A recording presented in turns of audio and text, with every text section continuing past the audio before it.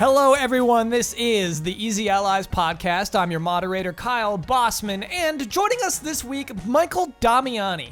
It's raining goaties! Michael Huber. Yo! And Brandon Jones. It's goatee time. Is it goatee time? It's goatee time. It's that time of the year. No, we're in deep January. It's the one that has New Year's and goatee Christmas time. and goatees. There's many times to do goatees. Some people do goatees in November.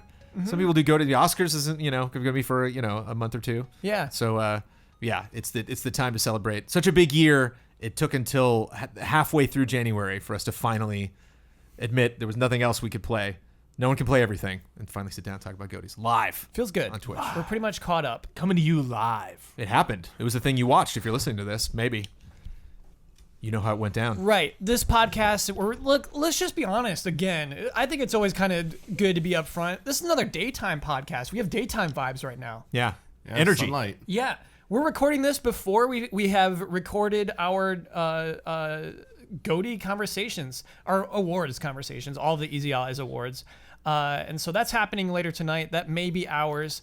That may be stressful. We don't know yet. And outside of the streaming the goatees and that being a long, exhausting thing, I'm excited about doing the podcast beforehand for once, so that people can give their all for the stream, knowing that like the moment that stream stops, I'm out. I'm going straight to my car and I'm gone. Yes. Because so I'm excited about that. We got a good business meeting coming up on Thursday. So if there's like any business, we can deal with that later in the week. The only business we got to deal with is figuring out what's the best game of 2017. We're burning all our fuel Leave tonight. it all on the field. Yes, leave it all on the field. I love that. Michael Damiani, what is your goal this week? My goal is to absolutely not mention anything related to Persona 5. Or even say Persona 5. Whoa. Why? Oh, because of goatee talk happening later tonight. I got it. He doesn't want to ruffle any feathers before it's necessary. Okay. Whoa. Michael Huber, what is your goal this week? This week. What is your goal for this week's podcast? My goal until they announce Resident Evil 2 Remake is to not think about Resident Evil 2 Remake. Okay, that's a good goal. And at least it will keep you focused for the entirety of this podcast. Yes. Brandon Jones, what is your goal this week? I will want to try to award one of you throughout the podcast with a simple nice. But that'll be my award to you to recognize your work throughout the podcast. Much like we are recognizing the games this evening. Jones, that will be invisible. You're going to say nice, and I'm going to have no idea. I'm not going to say it. I will not say that at any other time than that moment. And that's it. That's a little thing from me to you. Nice. Nice. All right. Well, my goal this week is to award one of you with a giant wahoo. Yeah. A lot of awards going out today. Yeah, that's like, was Jones just handing out awards right now? Like he's the big boss? What is that I'm about? going to hand out a Bodie. Yeah. What's the Bodie? Bossman of the Year.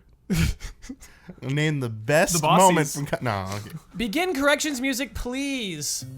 Atlas is owned by Sega. We know that, but we forgot that. Bloodworth defended himself. He said, like, well, there's a lot of different staffs, and really they're kind of two different... No, I think we all...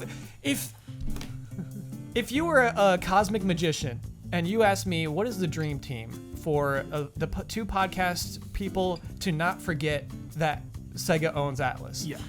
Who would you pick? And I'd be like, okay, well, I'd pick Ben. I'd pick Ben for sure. Yep, Ben and I Blood. guess I'd pick Bloodworth. Yep. Yeah, that would be my dream team, I guess. We went through that whole podcast never mentioning that Sega owned Atlas. But I do want to bring up that you stated that the success of the company, that company having a good year in 2018, wasn't necessarily their bottom line only. It's not. It wasn't just how much money that they made. It's not. So to bring in they owned this company, so they would be making all the money that company made technically, I don't think disqualifies No, but it. Atlas's successes are Sega's successes now. If we don't know, if the four of us at this table did not remember that, That's on us. Yeah, Are it's they? on What's us. crazy That is is absolutely on us. It's because I think it's their fault. I thought Ben would have nailed it because the Persona 5 costume is in Sonic Forces. Sonic Forces. How could anyone possibly forget that? You know, sometimes you're in the zone. connection. You're in the podcast zone. You forget about things like that. Yeah. If someone said, "Doesn't Sega own Atlas?" I would have been like, "Yes, of course they do." But you know, you just forget sometimes. Sometimes we're dumb. Just forget it. I did some math wrong in the speedrun game we played last week. I awarded Jones a point that Bloodworth should have had. and it should have been a tie. Oh, However, we cannot reverse a call. no. You can't do Yeah. it. Yeah, you Just can't like do correcting on the Can't games change too. out- We no. can't Just do like the just like there. WWE, Yeah. the referee's call is it. final. The ref's call was final. Done. So it'll The be. bell It's rings. always on the panel to check my The math. ruling on the field was stands. It wasn't Yes. confirmed, Yeah. but it was stands. Top tier botch on WWE last night. The Whoa. ref counted. He lost count. So he counted 1, 2, 3 pin, but they just kept going because he wasn't supposed to count 3 right there. Botchamania. So he went 1, 2, 3, huh, and like on the 4th one, but he'd already counted 3. and they just kept going. They just kept going, and the commentators tried to like cover it up. It was pretty funny. How do you cover up a ref? It's like, oh, the ref was out of place there. He wasn't out of place. He was just Exactly. counting 3. Exactly. He was just doing his job. Yeah, he said he was out of place. He was like, no, he was in place. That makes me mad. I mean, that makes me happy though, because for all the mistakes we make, you know, if the Yeah. wrestling guy counting to 3, Got a it's little like enthusiastic. threw me off. You know, yeah. like okay. I don't know if I'll ever do We're all anything human. that bad, right? Yeah. Maybe someday I'll have that. It's like I can't name Scary all ones. other 8 allies without forgetting one every Yeah.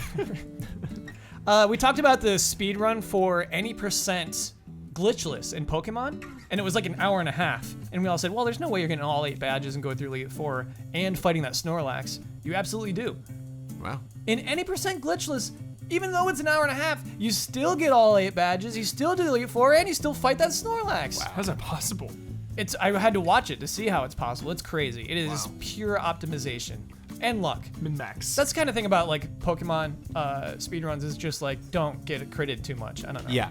But one of my favorite accomplishments I've ever achieved in a video game is the cheat you need to do on Facility in GoldenEye on 007 difficulty. And to get all the cheats, you have to do a certain time on a certain level on a certain difficulty. So some of them are easy. Yeah. Like, you know, Donkey Kong, big arms and big head, or the Big head paintball. mode, baby. But like that one was brutal. That one was like invincibility or invisibility. It was something choice. Yeah. And the time is entirely based on luck because there's a random guy that you got to grab. And there's one spot he could be in for you to even come close to making that time. How deep is And he if into he's the not mission? Deep. Oh, But it's yeah. like a minute 15, so it's like not, you know, it doesn't Okay. take that long once you do it. But like if it's your 20th attempt, you're, oh, he's finally there, and I didn't get damaged enough, and I just didn't, you know. But like, oh, I remember I did that more than once because I love to restart a save in GoldenEye. I remember being like, oh, but I don't want to get that cheat again. That was brutal. All the achievements. I like that game a lot. So you'd unlock all the cheats and then go, let's do it. You'd prestige. Yeah. You're prestiging. Oh yeah. Whoa. Whoa, Jones. Yeah. And Then by the time correction Call of music. Duty Modern Warfare came around, I was like, I don't prestige here. Yeah. Been there. It's different kind of prestige.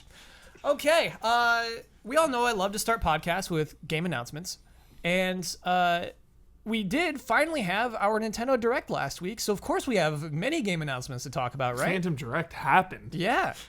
We have 2 game announcements from Phantom Nintendo. We actually have 3. We'll get to the third, but it was not part of that Nintendo Direct, strangely enough, because it was a Nintendo Direct Mini, labeled as such by them. It's a mini Nintendo Direct. Ooh, you know what? Actually, before we get to our news, I do want to address something that I put outside of corrections, but is worth acknowledging. We'll get to that. I always like comments for calling us out when we're out of place. You know, we got a lot of comments last week for defending EA's matchmaking.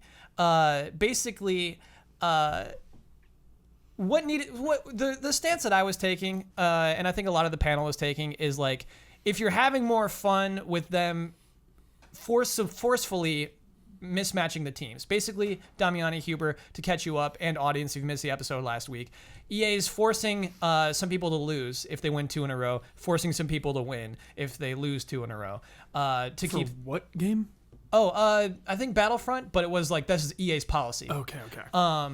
And so maybe it's involved with sports as well. Okay. But the thing is, we said, yeah, it's more fun. They just do that to make you more engaged and having a better time. The analogy that a lot of comments made quickly, and that really made sense to me, is just with like sports. You know what I mean? Like, sports are unfair. And while rules are in place and divisions are in place to keep things equal, it's never just like the next time we just put this team at a disadvantage so that it's like closer. You know what I mean? And so I got that. I get that, like, everybody isn't trying to have a goofy time with Mario Kart when they're playing online multiplayer games. And that's the analogy. That's the frame of reference I had. I'm like, Right. what? There's blue shells in Mario Kart. Why is anybody complaining? But I get it. I get that you want the fairest match possible. You want to compete. And for that reason, I get why EA's matchmaking sucks. Yeah, I think it's gross what they're doing. I'm sorry if like my opinions were misrepresented. I definitely took like the brand manager approach, but I see it difficult as like convincing EA that they're doing something wrong or getting that. If you have a problem with what they're doing now, communicating that to them, saying that loud and clear, a la something like Battlefront with the loot boxes, or even Need for Speed, or like other things that they have done, being frustrated they're shutting down studios and stuff. That's something that I am happy to yell at that company and be like, stop doing that. Yeah. Whereas like this matchmaking thing, I think it's just here to stay. And so that's why I was kind of, lukewarm on it, because I'm like, ooh, they're just going to do this. I mean, this, like, it sucks that they're doing it, and you want people to have the best ideas, the best intentions when they're building those systems. But unlike a sports game where it's like all those players are on the field, it's their ball and we'll see what they do. If you're playing on other servers on code someone else wrote, you're completely powerless. Like you're totally at the whim of however they've set up that structure. We're not powerless though. We learned it. We have a voice. Yeah. Yeah, I see that as a tough battle to win. So wait, do they go in and say like when all you're doing is hearing from their perspective what their policies are, and there's no way for you to actually crunch the numbers, actually look at their bottom line, actually see who won what for what reason and how that was connected to something. Even if you really wanted to do it, even if like a channel put 40 people on it and charted who won what and in what order, like you wouldn't really know at the end of the day if what they did affected it and how so it's So wait, do they add more like fumbles if I'm playing? No, not It's Madden. matchmaking. It's all about matchmaking in teams. Yeah. And Okay. so basically, So it'll just match you up against stronger people. yeah, That's how you get better. yes. That's kind of what we said, but it's But the frustrating thing is that on top of it being designed for you to lose, so you'll want to win more, having the odds stacked against you, it's also kind of incorporated into microtransactions, MTX. And so like, it's okay for them to want to make the game the most engaging for you want to have the most fun. You don't want to win all day. You don't want to lose all day, obviously. Yeah. But it gets extra complicated when they want you to spend money. So you're sad you lost, so you want to spend money to win the next time. Totally. That's where I think of Hearthstone Arena. You pay some gold or even real money to get in. Mm-hmm. So you buy in, and then you have to win 12 before you lose 3. But as you win more, it matches you up with other people who've won more. Oh, so yeah. It's, it's not entirely random. It's like, if you have 9 wins or something, you're going to fight someone else who has 9 wins. And so that's kind of from reading through the comments. Another thing I actually liked a lot is apparently Overwatch kind of gives a number to your team where it's kind of like fighting games in that if this team wins, they'll get this many points, and if that team wins, they'll get that many points. Overwatch knows that like what level your teams are at. Mm-hmm. And so it kind of like gives you points accordingly. A lot of comments said like if they're just open about it, it's actually kind of interesting. If you're playing Battlefront and it says you're on the underdog team, good luck, you'll get this much rewards if you win. Yeah. That actually makes it kind of fun. Yeah. I love that. Totally. I always loved I haven't played in so long, but I've always loved over the years being on the losing team in Battlefield. Because you just play differently. If you're on the losing team, if you're way down, it's like, I'm going to go try to just disrupt their ranks and like try to just kind of sneak in. Because when you're on the winning team too and you're steamrolling, you get complacent and you're just like, all right, we'll all just charge in and just mow them down and keep charging. So it definitely makes me play a little differently. And I do sometimes like being on the underdog. Yeah. interesting topic though. Interesting topic, absolutely. I'm sorry if we were short about it. Yeah, we were short. We were frankly short, and people let us know about it. So, I always appreciate that. Anyway, back to Nintendo. Back to this Nintendo Direct Mini. We got 2 game announcements. First is the one I'm probably most excited about, Mario Tennis Aces. So, this is a Switch game. This is a Mario Tennis Switch game. It's called Mario Tennis Aces.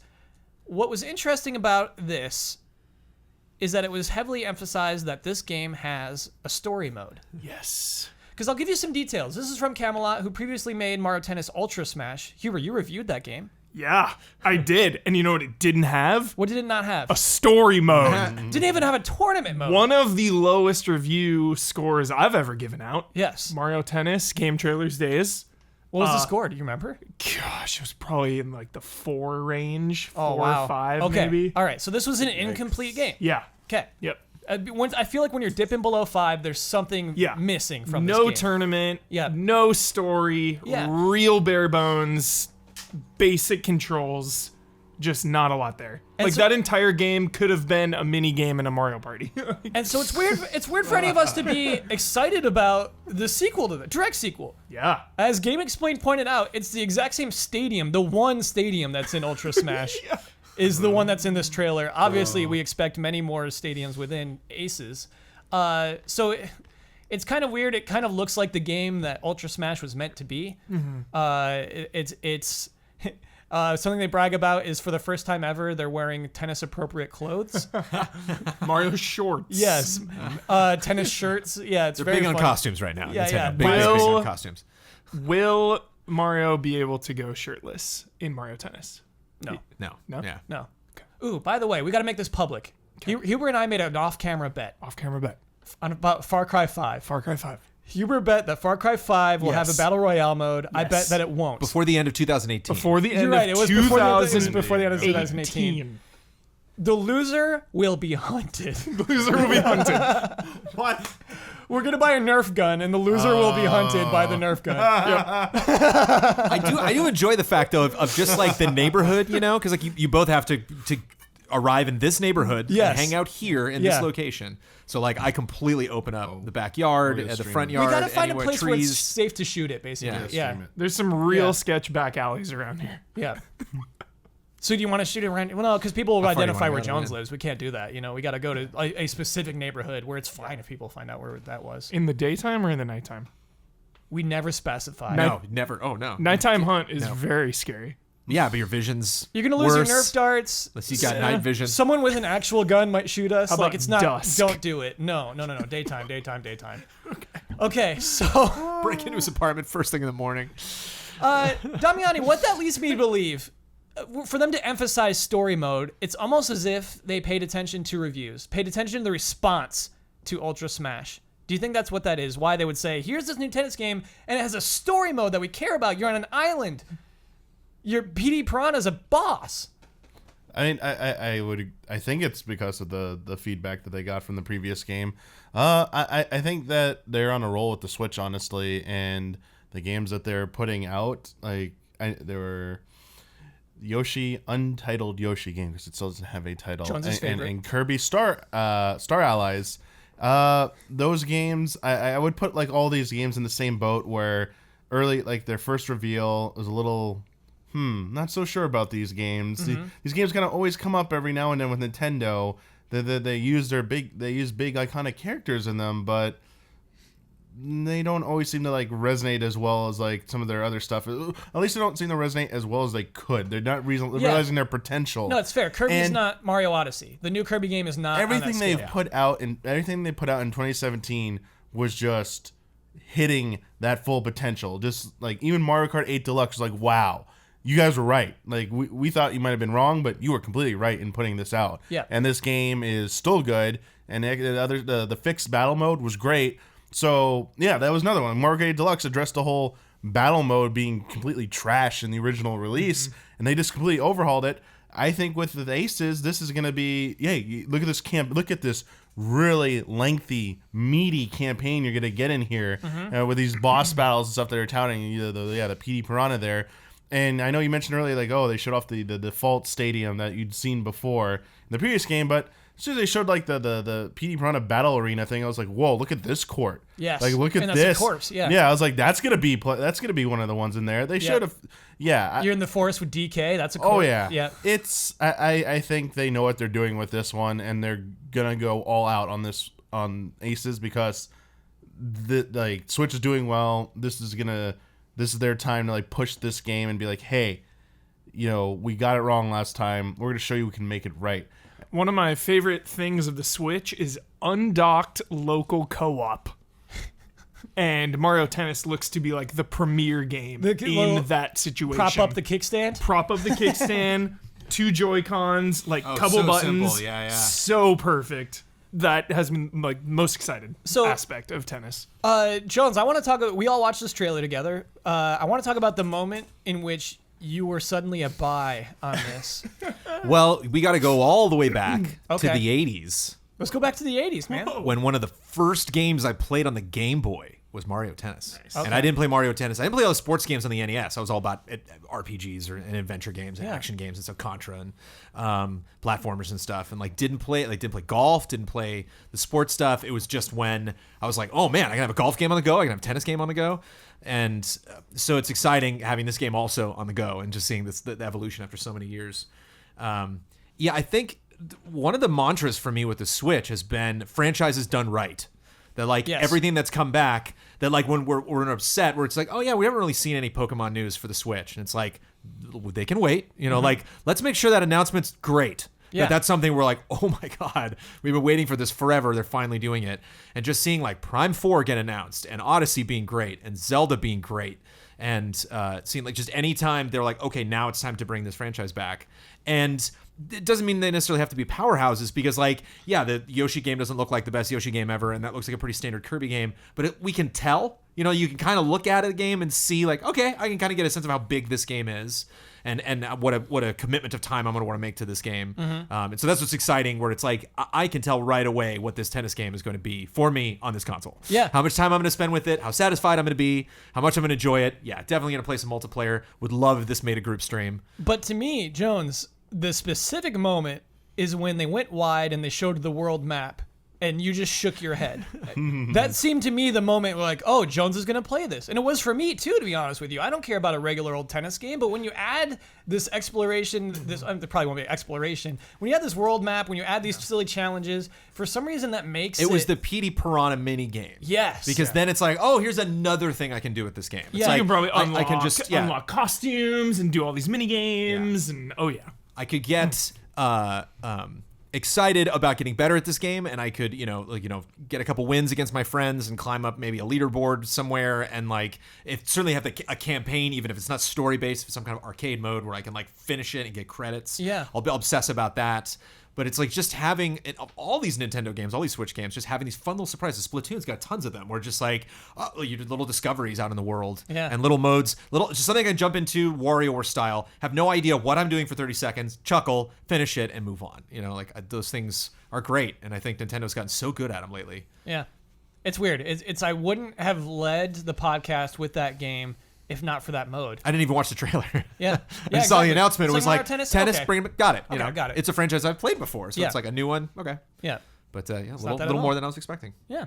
Another new game that was announced is called SNK Heroines Tag Team Frenzy. Skip. By the way, available this spring for Mario Tennis Aces. This is coming to Switch and PS4. This is coming summer 2018. I always find it's best for sometimes like this, just for me to read their language. So this is what the game describes itself as.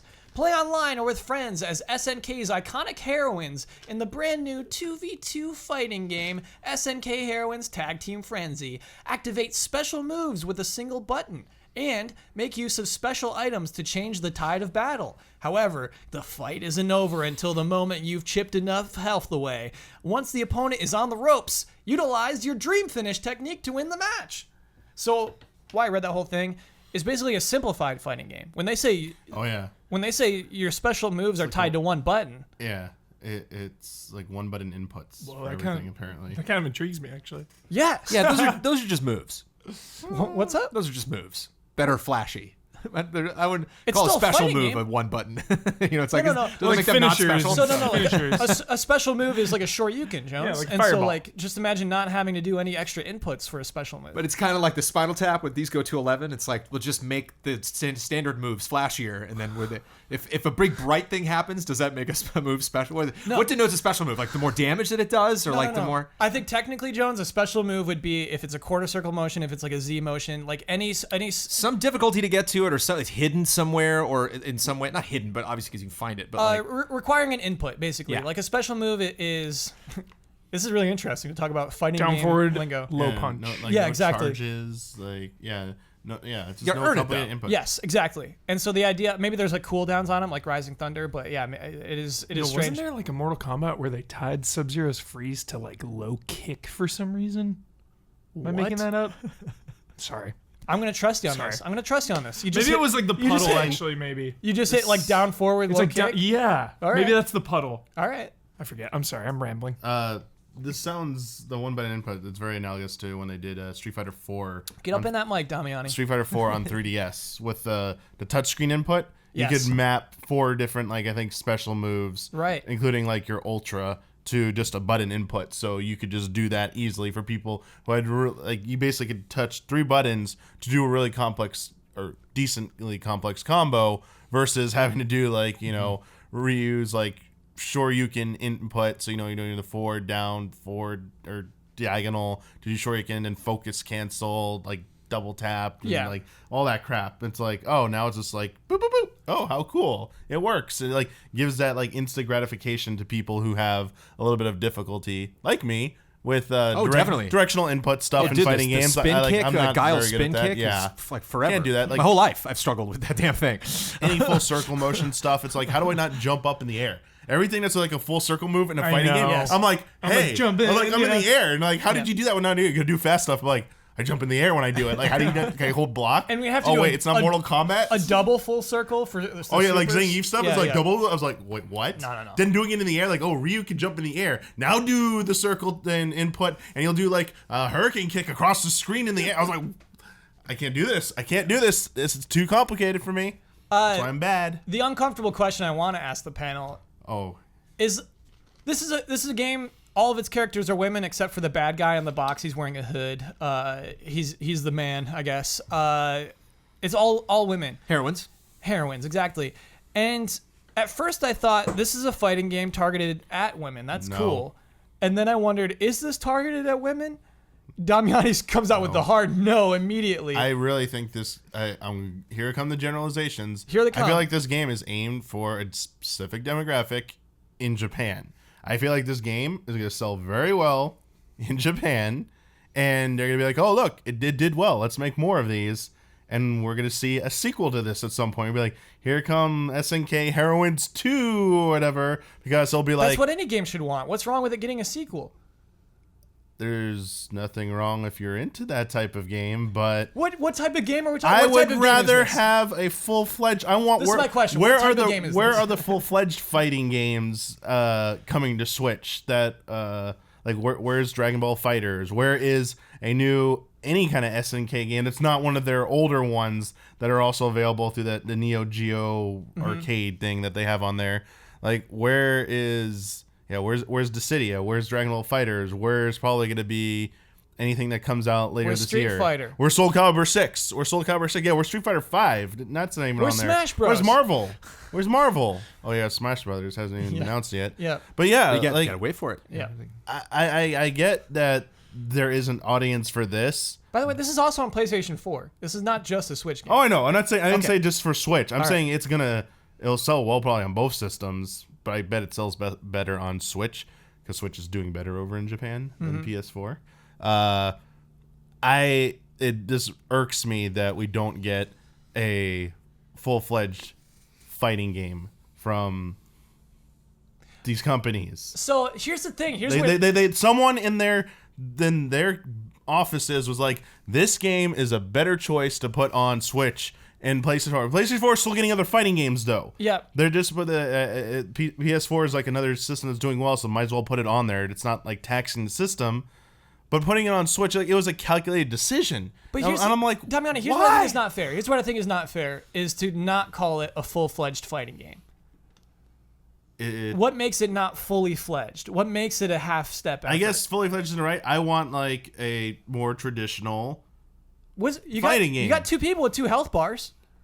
This is a traditional fighting I game. want the core audience mainstream fighting so game. you want a game for boys? I get what you're saying. It's not for boys. You want a game for I want men. the game that You're mad they made I a want game the for game women. that they are gonna give us to put on the system. Yeah. That's we basically say, hey, we take your we care about your system a little bit more. Like, oh, your system's not good enough to have any of these. Like, you can't have Dragon Ball Fighters. You can't have Silver. You're a puny little Switch. Like, You get a can't whole run, new fighting you game can't called run SNK this. Heroines. So this is a new they make fighting this, and it's like, okay, some people will be happy with that, but I still think they're talking down to a lot of the consumers with that. They're just like, hey, you're You're never gonna get Soul Calibur 6. You're never gonna get So you feel you're offended as a Switch owner. you're not gonna get King of Fighters 15 or whatever the next one's gonna be. You're not getting that Switch. Sorry. All right. You're not in the like adult club. Huber, Damiani is. It's my Yoshi argument. I love it. Oh, yeah. I love seeing Damiani bring it out. I know, because he's dodging my question. Not Huber, getting Animal Crossing because it's a stupid Yoshi game. is this game targeted at men or women? I mean, I want to believe both, but like, I feel like dressing up the women in scantily clad outfits is targeted towards men. My brother lived in Japan for a long time. He's married to a Japanese woman. I personally haven't read a lot of like Japanese books. My girlfriend has read a bunch, and they're always like hypersexual, and like I think that's just part of the culture, is Japan being more sexually okay with Well, the things. weird thing is that, like, in King of Fighters, those characters aren't wearing those bikinis. But in this game, the Heroines Yeah, so- game, suddenly they got little cow bikinis on. Strange choice. That's the weird, that's the weird part where I'm like, wait a second. Yeah. Is it called Things- Heroines in Japan? I wonder what the Japanese title is. like, for something to sell me on a fighting game, like, I'm already so established to Mortal Kombat, but like the first thing is obviously going to be characters. Like, oh, that looks like a fun, like Street Fighter V, when they showed Nikali, it was like, dude, that's my kind of character. I want to be Nikali and like messing people up as Nikali. And it's like I saw the Heroines trailer, and it's like nothing here is anything I want to be involved with. I guess. Just one nasty. Just give us one nasty woman. like a zombie or something, Just or like make her nasty. yeah. I don't know. Kyle, so to put it into better words, this game to me reeks of just being a fan service game. That's the It's question. it's Is not. this a fan It is service not game? the Yes. characters who are Feels like presented it. in this game who are from other SNK fighting games, including King of Fighters. I feel like they're not treating the characters appropriately, like fairly. They're kind of like treating them like as kind of like a commodity in this to like sell because they're part of a fan service appeal. So it's almost like they're not taking it seriously, and it's kind of degrading how it's being depicted like that. So why not like give like a traditional fighting game? Why do I have to see these characters dressed in like fan service outfits? Just give them cool looking normal And that was like a outfits big- that like are like more like neutral, that can have a wider appeal. When you dress them so scantily like that, I get it. It doesn't just appeal to guys. It appeals to a bunch of different people. Yeah.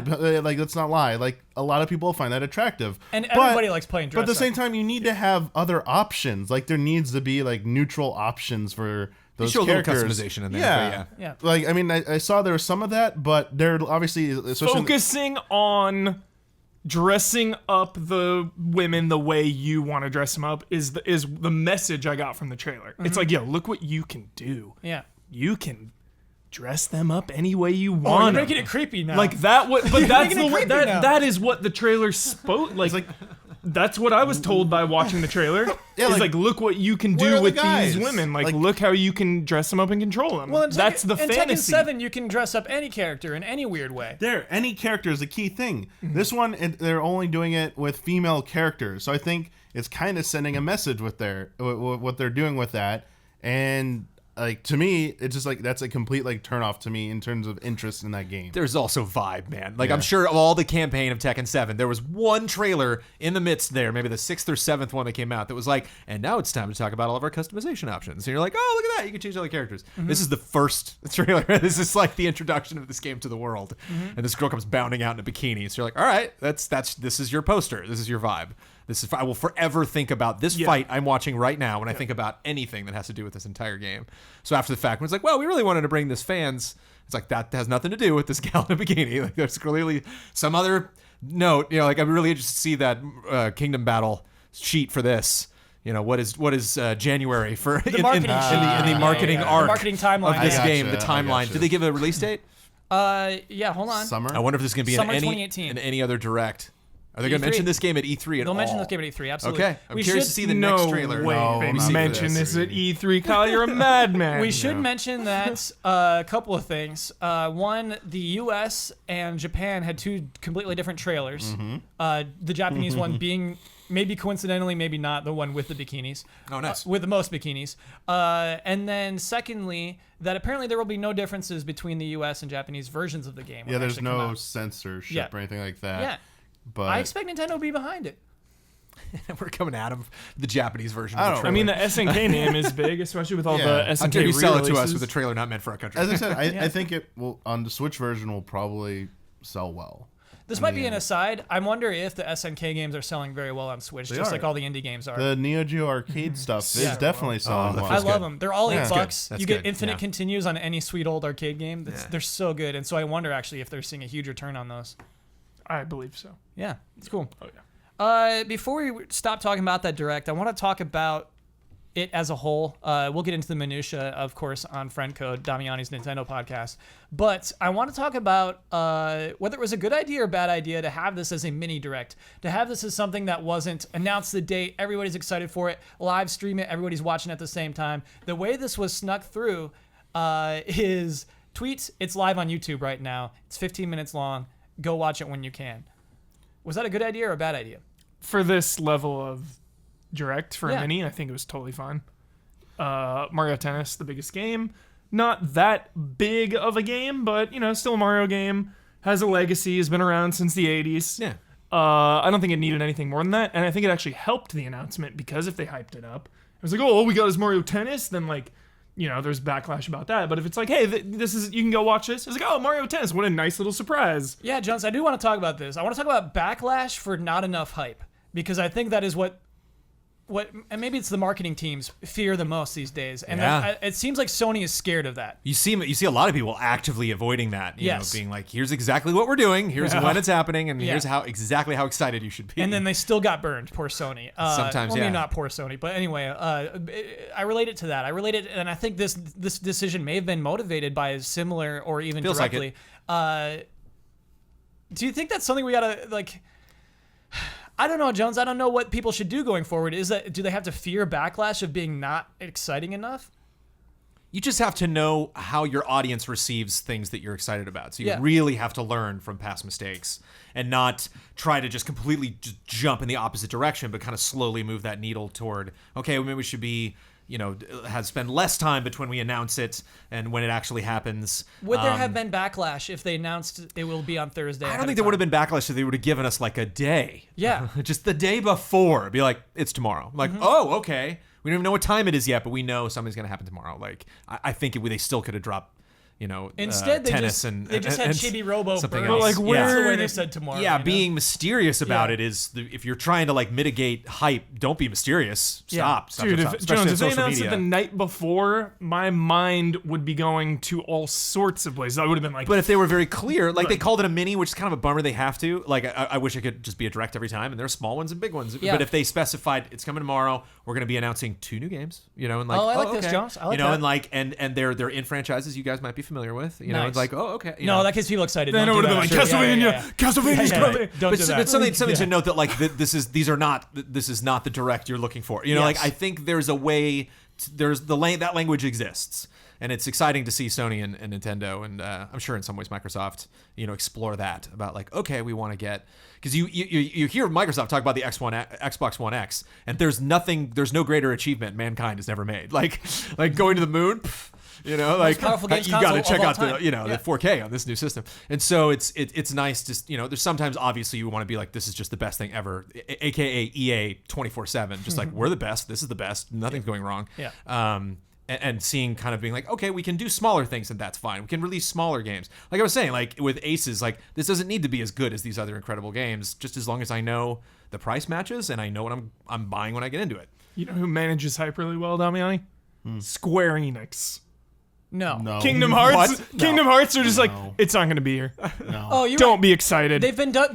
so many times. That's Yeah, a yeah. fair Final point. Fantasy VII won't be here. Yes. Just straight up. They've said that you won't see it until 2018. Yeah. Don't even worry about Perfect. it. I like how they do that. Perfect. No, they're on the other end of the spectrum at this point. They're not that. Yeah, they are. Those are facts. Final Those are Fantasy facts. Final Fantasy 7 has not been seen in forever. The But they remake, and tell it's you. like an all-time low. People are like, But they told us not to expect people it. are like That's it's the like point. canceled. Like people are like it's canceled or something at this point. Like where is it? Like that is.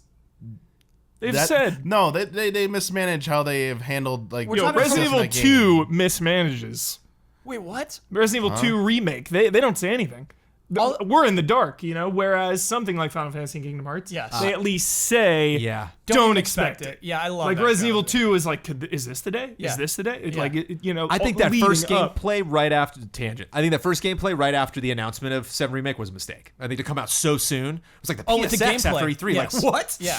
I'm watching this game being played right now? Yeah. And then, Yeah, this is like, I mean, what? that kind of Just wait. Another think year, a that's- couple months, something. I think that's why Nintendo had to do what they did. So I don't like that they shadow dropped it. It makes my job harder when Yes. they do stuff like that.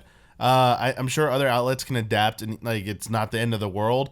But when we have shoot schedules and stuff, like I was actually pretty annoyed at Nintendo. I was like, can you please just give us like some kind of heads up? Like you don't even have to say what it is or anything. Just say like there's going to be something tomorrow. Just tune in. Like anything they say is going to be blown out of proportion, and this is the second part of the problem. Like I want to talk about rumor shit, like rumor mill stuff has like blown everything out of proportion when it comes to Nintendo specifically.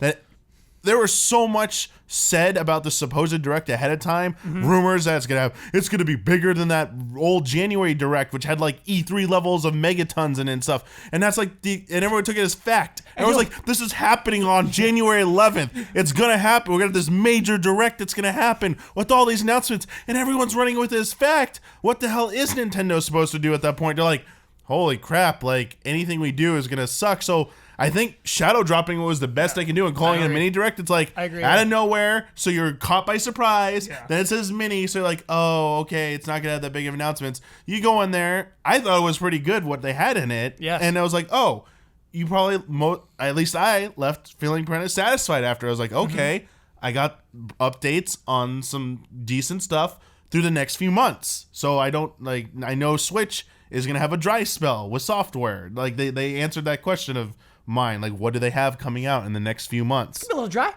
It's a little dry. It's fine. A little dry. Here's something though that is crazy to me that is still not addressed. We got a ticking clock now. We got a timeline, Nintendo. When are you going to talk about online? This is a crazy. You launched a console without your online service. We now have it. It's free. It won't be free forever. This was meant to be a free trial until they figured out last fall how to make this something that we could pay for. It's a bummer. We still have I, only question marks about this. Go ahead, Hubert. I just saw a recent couple days ago article about Netflix. Still, they're talking about it. It's still on the table was the quote, or like on, it's still a possibility. It should they have were launched with saying. Netflix. And Yeah. it's like, I just went out of town for the holidays, and the only thing you can really bring is your Switch. So I had my Switch, and I had, like Mario and Rabbids, and a couple games on there. But when I was like getting ready to go to bed, it's like, man, like portable Netflix on this right now would be so clutch. It'd be so fun, because I'm not in the mood to really like dive into a game. I would love to just watch something. So for me, Netflix is like on the same level of Virtual Console for what I want. Yeah, I hear him. And it's just crazy. It's crazy they brought in DNA. They brought in this company to help them with their online infrastructure. They planned for this. They tried to curb this from happening. And instead it's just gotten worse. It's if it's a year after launch, if it's still March and they haven't had a little peep about what their online service is, I think that's like bad. Glass half full. Hopefully they're just building it up, and they're gonna knock it out of the park. When we finally get online service, it's gonna be on point with Xbox Live, Like John's saying, just take your time. PSN. Yeah, just I think so. I think that was maybe on a list where they. I like to imagine that they had a bunch of priorities when the Switch launched, and there was one avenue they could take if it was very successful, which it was, and one avenue they could take if things did not work out well, and they reprioritize. Okay, how can we like the Wii U had a get people reprioritization, interested in this thing? I think online might have been one of those where like, okay, if the library that we have is not a sell, if they don't like the way it holds, if everyone's breaks, if there's just something technically wrong about the system that people don't like, what other value can we bring to it? And I don't think people would enjoy having the online. I just don't know a lot of people at this point that don't own a Switch that like when that gets announced are all of a sudden be like, all right, now I'm buying one. All right, yeah, Jones, I think this is what I didn't vocalize well, is they're giving us a free demo right now. It's free to play online games right now. There's no problem Eventually with they're going to charge us. And I wonder how long you can give it away for free until it's not a free trial anymore, and then essentially you're going to start charging people for what was free. That's what's crazy to me. But it's super. There's like levels, right? There's like So there's just going to be one level. It was relatively cheap. I think it was $20 a year. 20 for a year. Still $20 though. Versus free. Yeah, and obviously people are screaming at me in the comments right now, like, you'll get bonuses, you'll get that free NES game, whatever, a month or whatever like that. There'll be additional things, but to play online, you will in the future need to pay that $20 a year, whereas right now it's free. I don't think you can give it away for free for a year and then say, like, okay, it's money now. There should be a loyalty program. I've been saying this for like 10 years with Nintendo. Maybe that's the solution, You know, yeah. like reward the people that have Switch now by giving them, or like you can, if you go on your Switch and you can like type in something and register, and then you've had it for so long, like when online finally comes out, it's like, all right, give these people, 3 months free as opposed to like 1 month. I like it. Yep. Something. That's the solution. I like that. Just easy. And I want to talk about the game announcement that took place outside of this Nintendo Direct Mini. Detective Pikachu. Detective Pikachu. That amiibo. Well, this was not a game announcement. We knew this game was coming. No. Right? So here's what happened, Jones. That's great. It's great. That confusion is totally justified. So here's what happened. It was 2016, early 20. It was February 2016 when Detective Pikachu Episode 1 came out in Japan. Download only. It was not a cart you could buy. It was just like a download-only game. And we're like, okay, that's obviously coming here soon. Legendary locked down those movie rights. Obviously they're going to... And then just silence. Nothing. No promise of a Western release. Nothing. And then, so yeah, this sudden announcement of Episode 2 for Japan. And in the U.S., Episodes 1 and 2 will be in one cart called Detective Pikachu. No subtitle. Just that's what it is. Detective Pikachu will include Episodes 1 and 2 of the... Detective Pikachu saga With a King Kong-sized amiibo. Yes, double this is like he's like twice the height. And it is Detective. It's Pikachu with his cap. If you don't know what we're talking about, why you should be excited about a Detective Pikachu game is he speaks. He's got a gruff detective voice. He loves coffee. That's the one thing they love to stress about him, because he can't smoke or drink, so he just loves coffee. So they're like, that's the edgiest. He's unarmed. Yeah, They gotta have something. Yeah, they gotta have something. So he's, oh yeah, I just love this coffee. And so yeah, it's like a little gruff Pikachu who can speak. You go out and solve mysteries. He helps you like find clues and things like that. And it's a story. It's a story-driven Pokemon game. 3DS? 3DS. Thank you. I should have mentioned that first and foremost. It is not on Switch. That's a 3DS game. Can we expect a port one day? You Switch can. port. Yeah. Sure. If Ryan Reynolds is going to be the voice there's of a movie Detective coming out, Pikachu, yeah. like it's going to be on the Switch. Absolutely. What other details should I add to that? Creatures Inc. is the developer, which is pretty interesting. They make the Pokemon games. And so this is maybe the biggest profile mainline Pokemon game they've made in, I think, a long time. I just want to give a shout out to amiibos, because I'm not a big amiibo guy, right? Hear me Okay, out. shout out to Amiibo. Here I'm we go. not, I have like a Bowser one and a Toad one. That's it. I don't collect these things. Yeah. They keep coming out with unique style amiibo. Yeah. And that excites me. Like this Detective Pikachu, I'm waiting for the game that just has really cool inserts, like Super Smash. Like, what is gonna happen in Smash when you put Detective Pikachu? Oh, you're getting that cap, You buddy. know? You're getting that cap. And the voice, too. The cap, or like even the character himself. Yeah. Like so many possibilities with all these wild amiibos, like all the Zelda amiibos. Like there's so How can many. it taunt? He like knocks opponent out. He just like takes out a little cup of coffee. Yes. And just Seriously, like the variety, I guess. Yeah. Whereas like last gen, it was just all the basic, like the Mario, Peach, Luigi.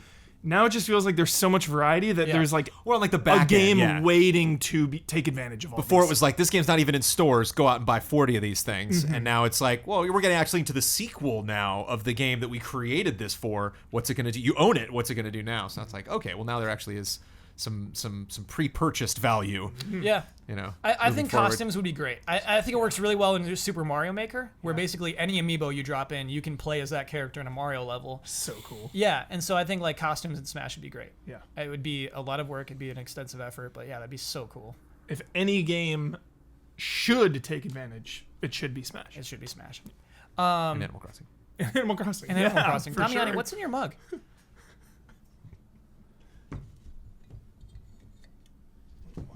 That's Butters Oh yeah. from Stick of Truth. Oh, so he's like a fan. Professor Chaos. That's not Professor Chaos. Actually, it's not. What is it? Yeah, This he's like some is, other crazy. Actually, when did I get this one? When Stick of Truth came out. Yeah, but it's I forget. What do you mean you forget? I Wow. forget now. You got it when Stick of Truth came out. Technically, Damiani does not know what's in his Yeah, I mug. don't know what's in my Yeah, mug. this stuff just appears in his He mug. pulled out an item Yeah. that's Yeah, yeah. totally alien to him. Yeah, it's fair. Yeah, it's fair. He's not responsible for knowing what's going to be in his mug. But it's Butters. Doesn't look Yeah. like Butters knows either. Yeah, Butters doesn't know either. Butters is kind of confused at the moment. And he looks like some kind of like... It was because of all the wizard. nitro. He was Yeah. He looks like a wizard. This a game, wizard. Detective Pikachu, coming out March 23rd. like March. And yeah, you know what? We talked many Everything times. coming out. Reggie said, "Hey, there's gonna be lots of new 3DS games. We're still gonna keep supporting that throughout 2018." And I'm like, Psh, "Come on!" And there it is. Boom, Detective Pikachu. Has Reynolds recorded his performance yet? You know, is he feeling outclassed by this other Pikachu actor? Or something? Is he We gonna need like, to oh, find out. We need is to Ryan find Reynolds gonna out. sound like him? Is Ryan Reynolds gonna be doing an impersonation of this guy doing an impersonation of the Japanese Detective Pikachu? No, I'm gonna say he's not Or listening. is he just gonna bring his I'm own gonna thing? say yeah. He's like bringing his own thing. Do you think he auditioned, Jones?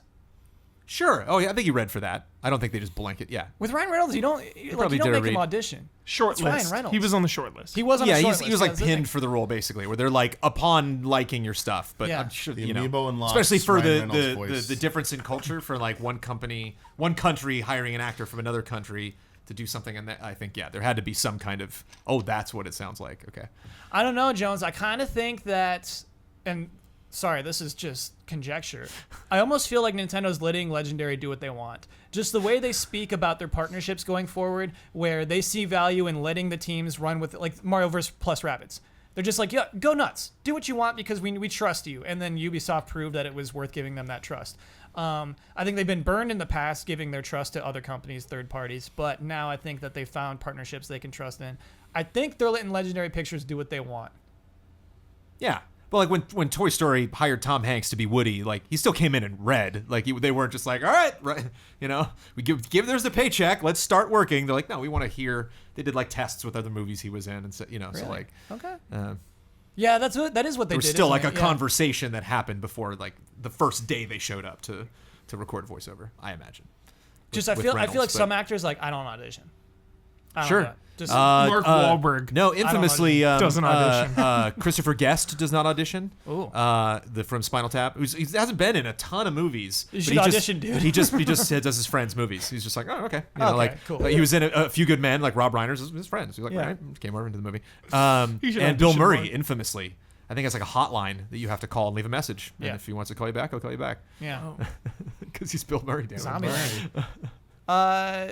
Yeah. Anyway, sorry, Detective Pikachu. We should wrap up. That's just I'm excited about it. I think it's a cool thing to do with a Pokemon franchise that isn't annoying, and so it's weird for them to take such a twist on it. Because I know so little about that, I could Yeah. see you hating that too. I could say, oh, don't get me started on Detective Pikachu. I don't know. I don't have a lot of purchase there. It's important. It's non-canon. You know what I mean? It's its own world. Sure. You know.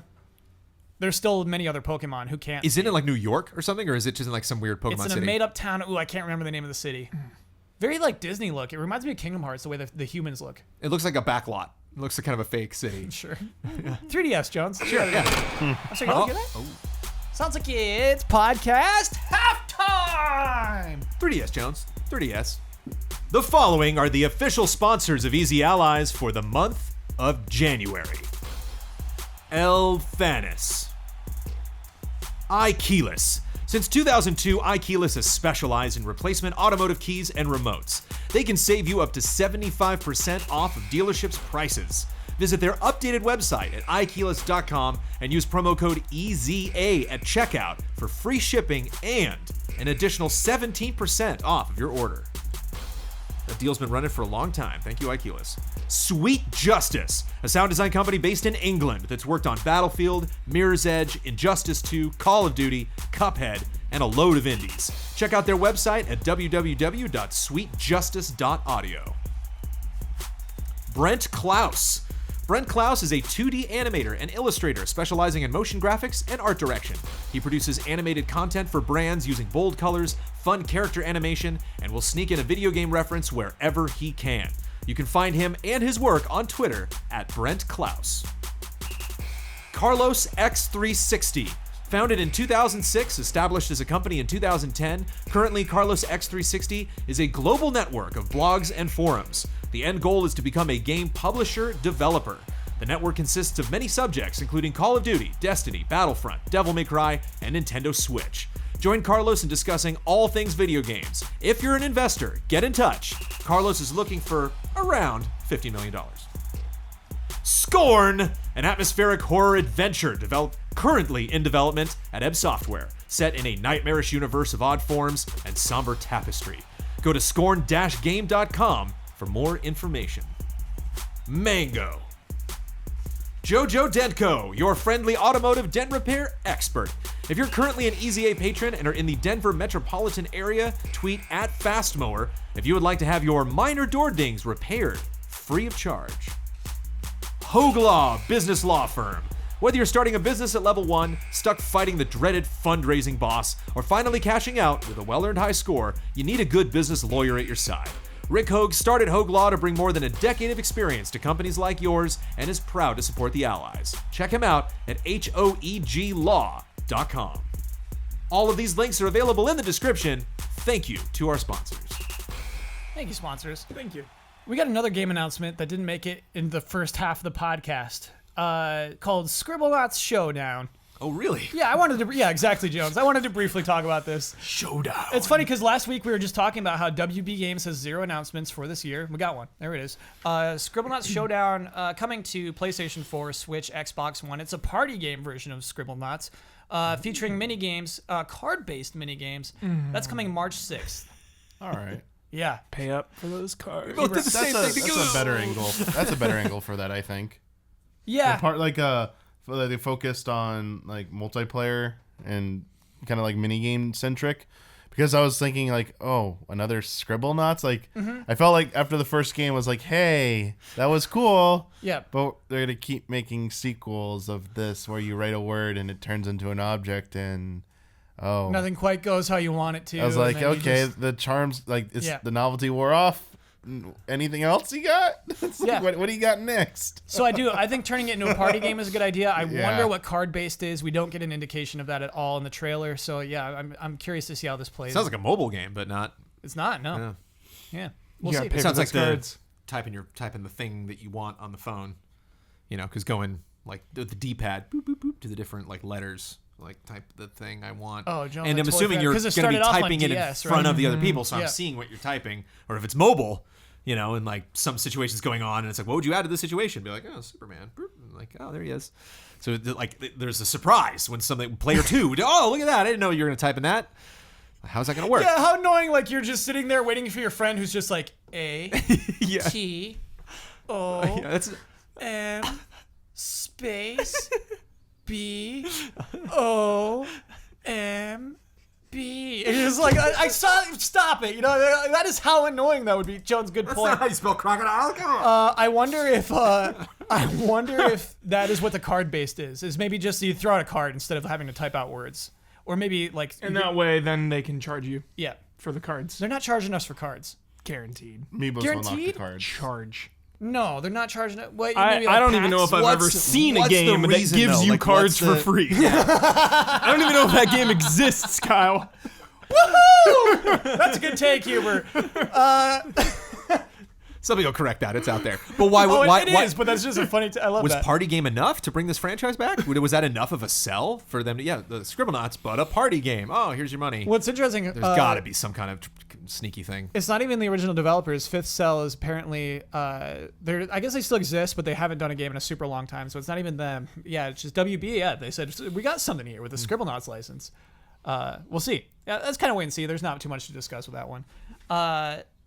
what there is much to discuss, and this is the thing I struggle with podcasts constantly. You realize I love to talk about new games, and I don't often talk about remasters or re-releases. I don't know, as a sense of sort of a policy, and I don't even know if that's a policy worth having. I don't know if that is just uninteresting to me or interesting to the audience as a whole. So we're playing a game called Produce the News. In this game, we're news producers, and we're producing our nightly news show. We have an A block, a B block, and a C block. You lead with your best news. And so we got 3 remasters to talk about, and we got to figure out which blocks we're going to slot them into. Which one's the biggest deal and which one's the least big of a deal. A repainted rank the significance with less aggression, maybe? Yes. A kinder, gentler rank the Yeah. significance. I Yeah. prefer. Produce the news. Here we go. Yes. So Dark Souls Remaster was announced this week. Ooh, yeah. So that is on PC, PlayStation 4, Switch, and Xbox One. That will cost $40. It's coming in May 25th. It's going to have, many new improvements. 4K and HDR on PS Pro. Watch yourself, though, Huber. 100%. HDR has been, deconfirmed. PlayStation blog straight up said Did they? HDR Okay. on the announcement of it, so This is so confusing because That's just where I'm coming from. Vatia Video is like, no, actually, it won't have HDR, and so it's been crazy. with Souls, I would trust him, but Yeah. I don't know. The PlayStation official blog said Yeah. HDR, so I don't know. They are happily for Xbox One X and PlayStation 4 Pro. They are happily saying it's going to be 4K. We'll figure out if it's what kind of 4K that actually is. 6 players online is another thing they're touting as an improvement on this one. Because it used to be 3 or 4. I think it used to be 3 max. 3, yeah. In Dark Souls. Yeah. So yeah, that's what's going on with Dark Souls Remastered. And you can play it on the go. So which would you get? Would Switch. you get on Switch or PlayStation 4 Pro or Xbox One X or Um, PC, where you a lot of people already own it? Yeah, for Dark Souls 1, I've already beaten it, all the DLCs on PlayStation, so I'd probably get Switch.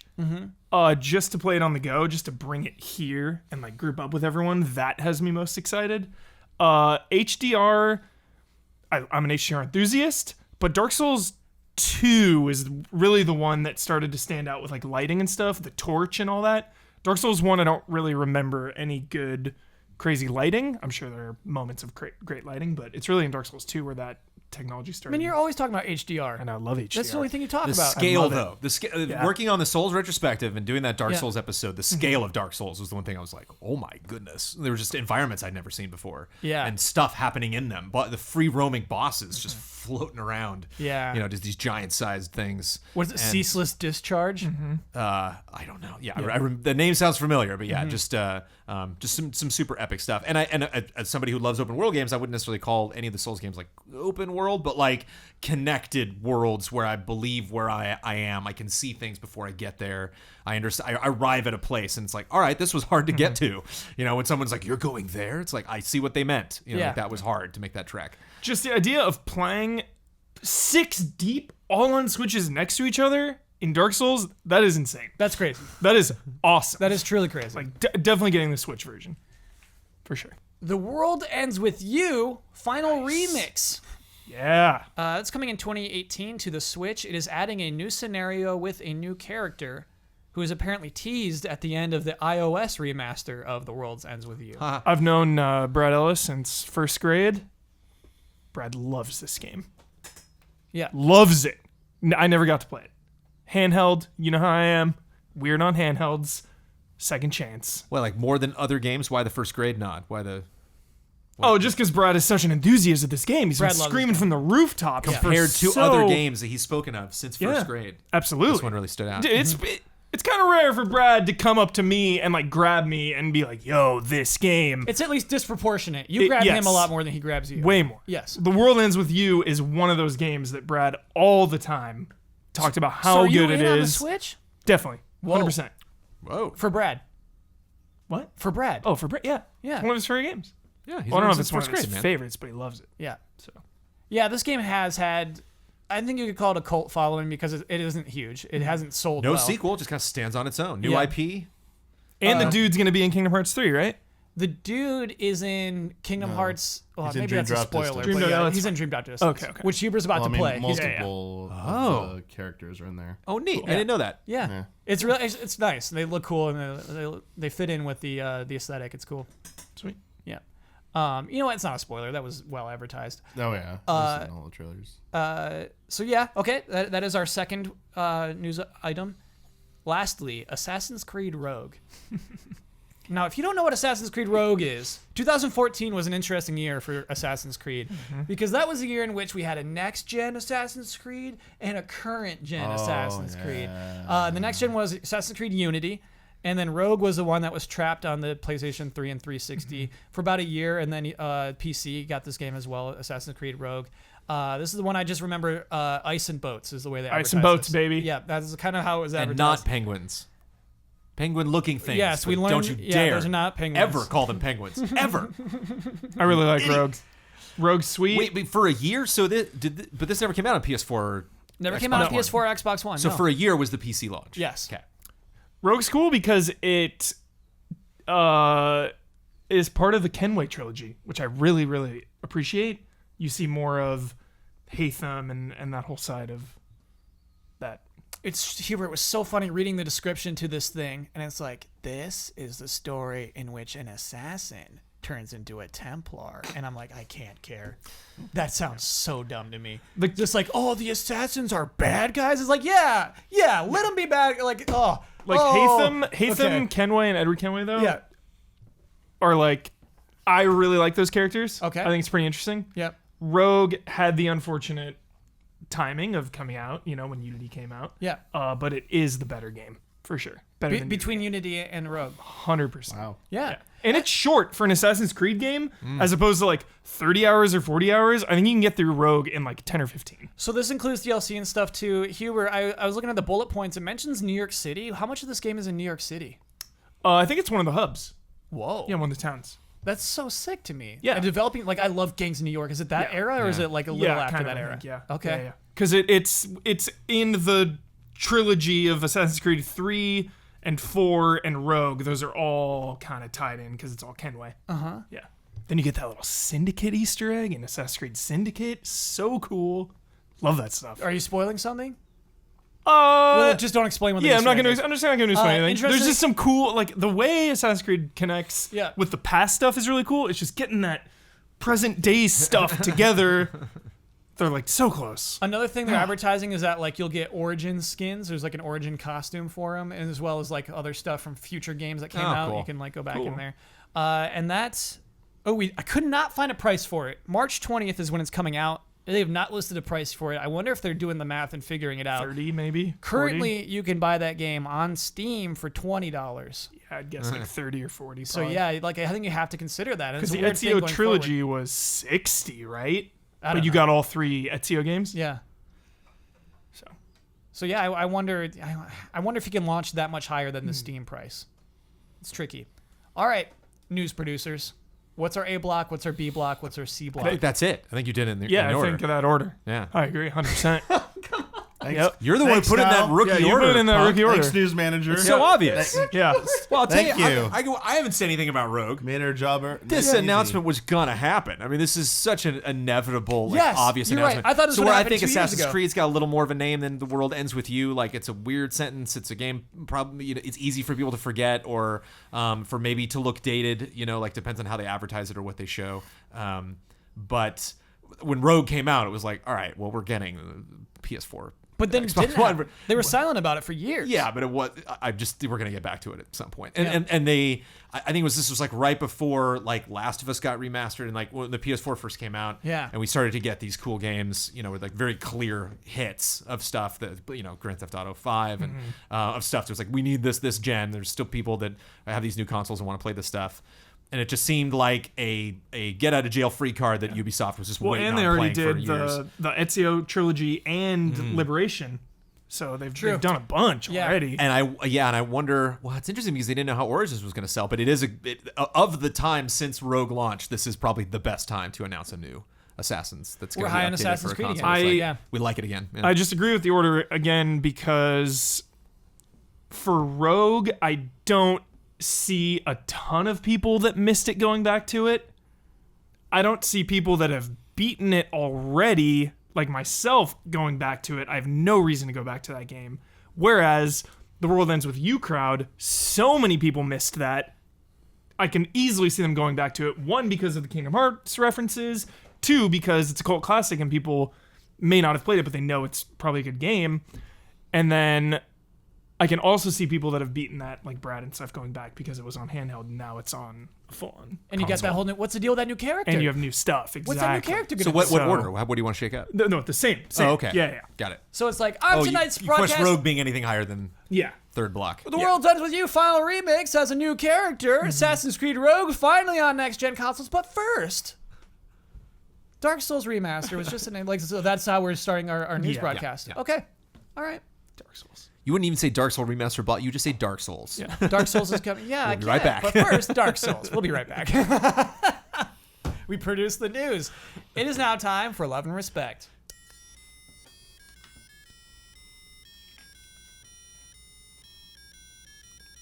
Love and respect. Okay, this one's good because I think I saw Damiani playing a little of this. Ooh. Hey guys, not really a question, but considering this week will be heavy with Nintendo news, you are right. I just thought it would be nice to special mention the delayed shutdown of Gravity Rush 2 servers, as fans came together in one last stand before the original shutdown date. Just a feel-good story, one casual. Little bit of background. It was meant to shut down, I believe, this week, and because there was such a huge uprising among the fans, everybody poured back into the game and we're doing all the activities that you can do with the multiplayer. It was pushed back until June of this year. I think basically 6 months. They extended the death of the online servers for this game. Clock's ticking. Clock's ticking. But that's kind of unusual. That's a cool thing. I guess that's why it's a feel-good story. Damiani, weren't you playing this? Sorry. Yeah, was that for co-op play? No, for Online co-op? for online. There's online challenges. You can do races, score-based challenges, but also find these photos, basically called Treasure Hunt. And that's the one everyone's like kind of been doing a lot over the past few days. You hide an But item. there's no other player in the game with you when No. you're playing. No, you can see. And they gotta shut the servers down like a year after the game came out. Yeah, It that's is why weird. I wonder everyone- like how like asynchronous gameplay could really like be Yeah, that. that seems You like a could weird thing to be that see- taxing. You that can see can't- silhouettes of other players' characters in the game. They were like blue, like ethereal looking. But Souls-esque, it was only to show where they were around to go initiate the challenge or Got it. start it. It wasn't to interact with them like, oh, I'm gonna race you like literally here in my world, not like that. And again, we should know this game only came out a year ago. Yep, Yeah. last January. So like if it did shut down, that'd be like that's too soon. A year is too soon. A year and a half is too soon. Way too soon. And so I wonder if the game didn't sell well. I wonder if it didn't sell. get up in very that well. mic, Damiani. Tell me that again. I'm like right here. no, up in it. No, I can't. Inches This is away. close as I We're can get. professional radio hosts. This is as close as I can get. Okay, so it didn't sell that well, is what you just told me. Everyone keeps saying it didn't sell very well. Such a bummer. There was a statement saying that there was a statement that was said that to the effect that this would probably be the last Gravity Rush. There probably will not be another one, which is pretty much said all you need to know about the sales of that game is that you're right. it didn't meet expectations or it didn't show enough potential. And it's kind of weird because the year before or within a year of the release of Gravity Rush 2 was Gravity Rush Remastered because the first one was It was originally just months prior. because it was It was originally really a PS close, Vita yeah. game. Yeah. It was originally a PS Vita game. Vita wasn't the greatest selling system to begin with. So it's kind of like, Wii U situation, kind of what they're doing with the Switch ports. Yeah. So like, hey, let's give this game another chance. Let's give it a real chance. It got a little buzz, and it was actually a good remaster effort. It looked great on PS4, and I think it got people more interested in like, all right, well the sequel's coming out, so we did all we could for this. Like, we expect to see it do well, and despite it reviewing pretty well, I don't think it translated into the sales they were looking for, which stinks because the team that made this for these games, they were called Team Gravity, but they had a different name before Gravity Rush. They were Team Siren. They made the Siren games, which are also really good games. Oh, they could go back to but making also- some Siren games for a little but while. those, That'd be fine. but those didn't Yeah. sell well either, despite people liking those games, thinking they're pretty good. So that team kind of can't catch a break right now. Yeah, so that's too bad. yeah, it's a little disappointing. But yeah, like how it makes me wonder how much money and resources are really being kind of like pooled away from any other projects that to keep up Gravity Rush's 2 servers when all they really were leaderboards and sending like data packets for like. I mean, if I'm corporate though, it's Yeah, money. oh yeah, it's yeah. money. It's It money. It doesn't. Yeah. It's money being spent. Shut it down. Yeah. You know, If you're not excited or even like, angry at a franchise, like anything associated with it's gone. So I think that's why we're excited. That's what, because like I know it's only a 6-month win, but it is a win against corporate. absolutely. And They this said is it's kind of what not- I was talking about yeah. earlier with EA is like that's an example of something that you could, rally the community behind and get changed. When we were talking about your multiplayer stuff, it's like I don't see them making an announcement about that or changing their policy or something. It's So also like, good. It's good to notice to see examples of these things. Yeah. Of what's worth fighting for, because sometimes you hear that sentiment lately where people can gang up on somebody or like some people can be toxic towards publishers, and you're just like no, slow down. Like I know you want to be adamant, I know you want to speak your mind, but be respectful and understand, pick your battles. And so like this is a good battle to win. It also seems like maybe more people will play it now after this headline. Yeah. Hopefully. I mean, it's more Maybe. news. Like, Maybe I think they did because they saw the rush of people trying to get everything done in the last few days, thinking of the deadline. Because the other part of this, it's not just the online component that's going away. There are rewards called Dusty Tokens, which are only unlocked through the online challenges, through the treasure hunts. And once online goes away, you cannot accumulate any more tokens. what do you get with these tokens, Don? You get talismans, which are like equip buffs essentially to your character, but 2 costumes were locked behind this as well. And there was stuff for your apartment as well, furniture. Oh, I love that. none of this yeah. was. They didn't announce like they planned to make this Do you still live in the DLC or sewer put on in the Tim? store. What? I haven't played 2 yet. I just finished 1 like What'd you ask? last year. Do you live in the sewer Yes, again? you still do. Love that. Well, cool. I mean, the cold-hearted business approach is you don't say anything about that, and then you cancel the servers, and then you wait a month, and then you put those up on sale at the store. Something, yeah, like I mean, that would have angered people more. Yeah, that's the ice in the That veins. that would have been the worst thing they could have Sell you done. the dusty tokens. Yeah, it's like here, buy those dusty tokens. No, you're right, Jones. Yeah, they could have reincorporated them, but into the single player. That's where that Rogue but- Remaster was like, oof, okay, now, all right. Inevitability, Jones. Sometimes you're hard business, man, but I get it. All right, here's a game. Let's play a game. Hey, allies, I have a game for you. Can your panel guess which licensed property has more games? So, below. We did something similar to Yeah, I this feel like we recently. already Yeah. played this. Wait, really? We did something name the franchise, name how many games are in the Yeah. franchise. Yeah, but It was like Final Fantasy, and it was like 40 you were games. Damiani was here on that Yeah. one. Oh, you're totally Because right. one of them was Final Fantasy, and I thought it Yes. was 100, and it was like Yes. 60. something. Okay, so sorry, we'll Spoilers. get into it. This is a little different. These are all outside of gaming franchises. Cool. So like the first one is going to be Star Wars versus Gundam. Cool. So it's yeah. I can see that's actually extremely similar, but it's got that interesting. Got my answer preloaded on that one. I know you do. I almost think you can name the number of Star Wars games. Okay, so below I have listed multiple pairs of 2 IPs that your panelists have to guess which between them has received more games over the years. I'll include the number of games each has received over the years if you want to make it some kind of extra point potential or just fun facts. Okay, so Star Wars versus Gundam. Jones, you're locked and loaded. Which one has more games? Star Wars destroys Gundam. I'd love it if Gundam beat Star Wars in some way. That would be remarkable. But I strongly believe it does not. Here, where you got to guess? I'm gonna say Gundam. Damiani. Let's go with Gundam.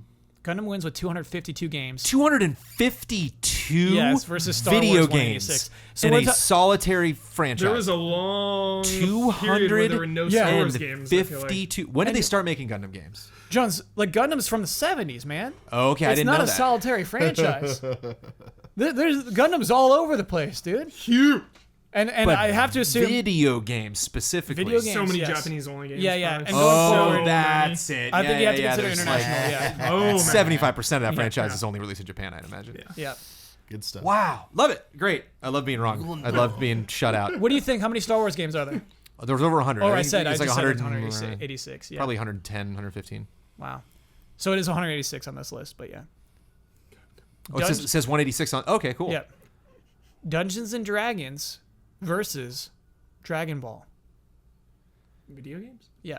So Huber, you'll go first on this one. I'm gonna say Dragon Ball. Damiani. Probably can't answer this. I was wondering if like some offshoots of Dungeons and Dragons count, like do like Record of Lotus War. I'm gonna say Yeah. yes. I'm gonna say yes because it's Okay. close. This is Okay. actually close. Oh damn! Then Weird. shit. I'll go with D&D then. Brennan Jones. Dragon Ball. Dragon Ball has 91. Dungeons and Dragons 84. Because I think there was a slowdown with D&D. I remember looking at retro opportunities, things we were going to do, and I remember being like, oh, D&D would be great. And we never did it because some of those games were just like near impossible to get, you know, and they get working. But also like noticed like, wow, that just it fell off like around the 80s and 90s of having things that you would actually specifically classify that as Dungeons and Dragons. Like, isn't it like Neverwinter Nights? Isn't that Dungeons and Yep. Dragons? Yeah. Then the MMO Neverwinter. Oh, it's a good MMO. D&D had their own MMO for a while, one of the very early. Really? Yeah, they had no the immediate turnoff for me was it was one of those where it's like the hub world y'all hang out, but then when you go into the big like Monster Hunter, when you go out to the big world, it's just you. It's you in this gigantic environment, and it's just you and You can't party three up? other characters. Oh, okay. But you like to mob. but you don't like bump into other parties like you would in Warcraft or Final Fantasy or something. Gotcha. Oh, this is good. Spider-Man versus Batman. Damiani, you're first on this one.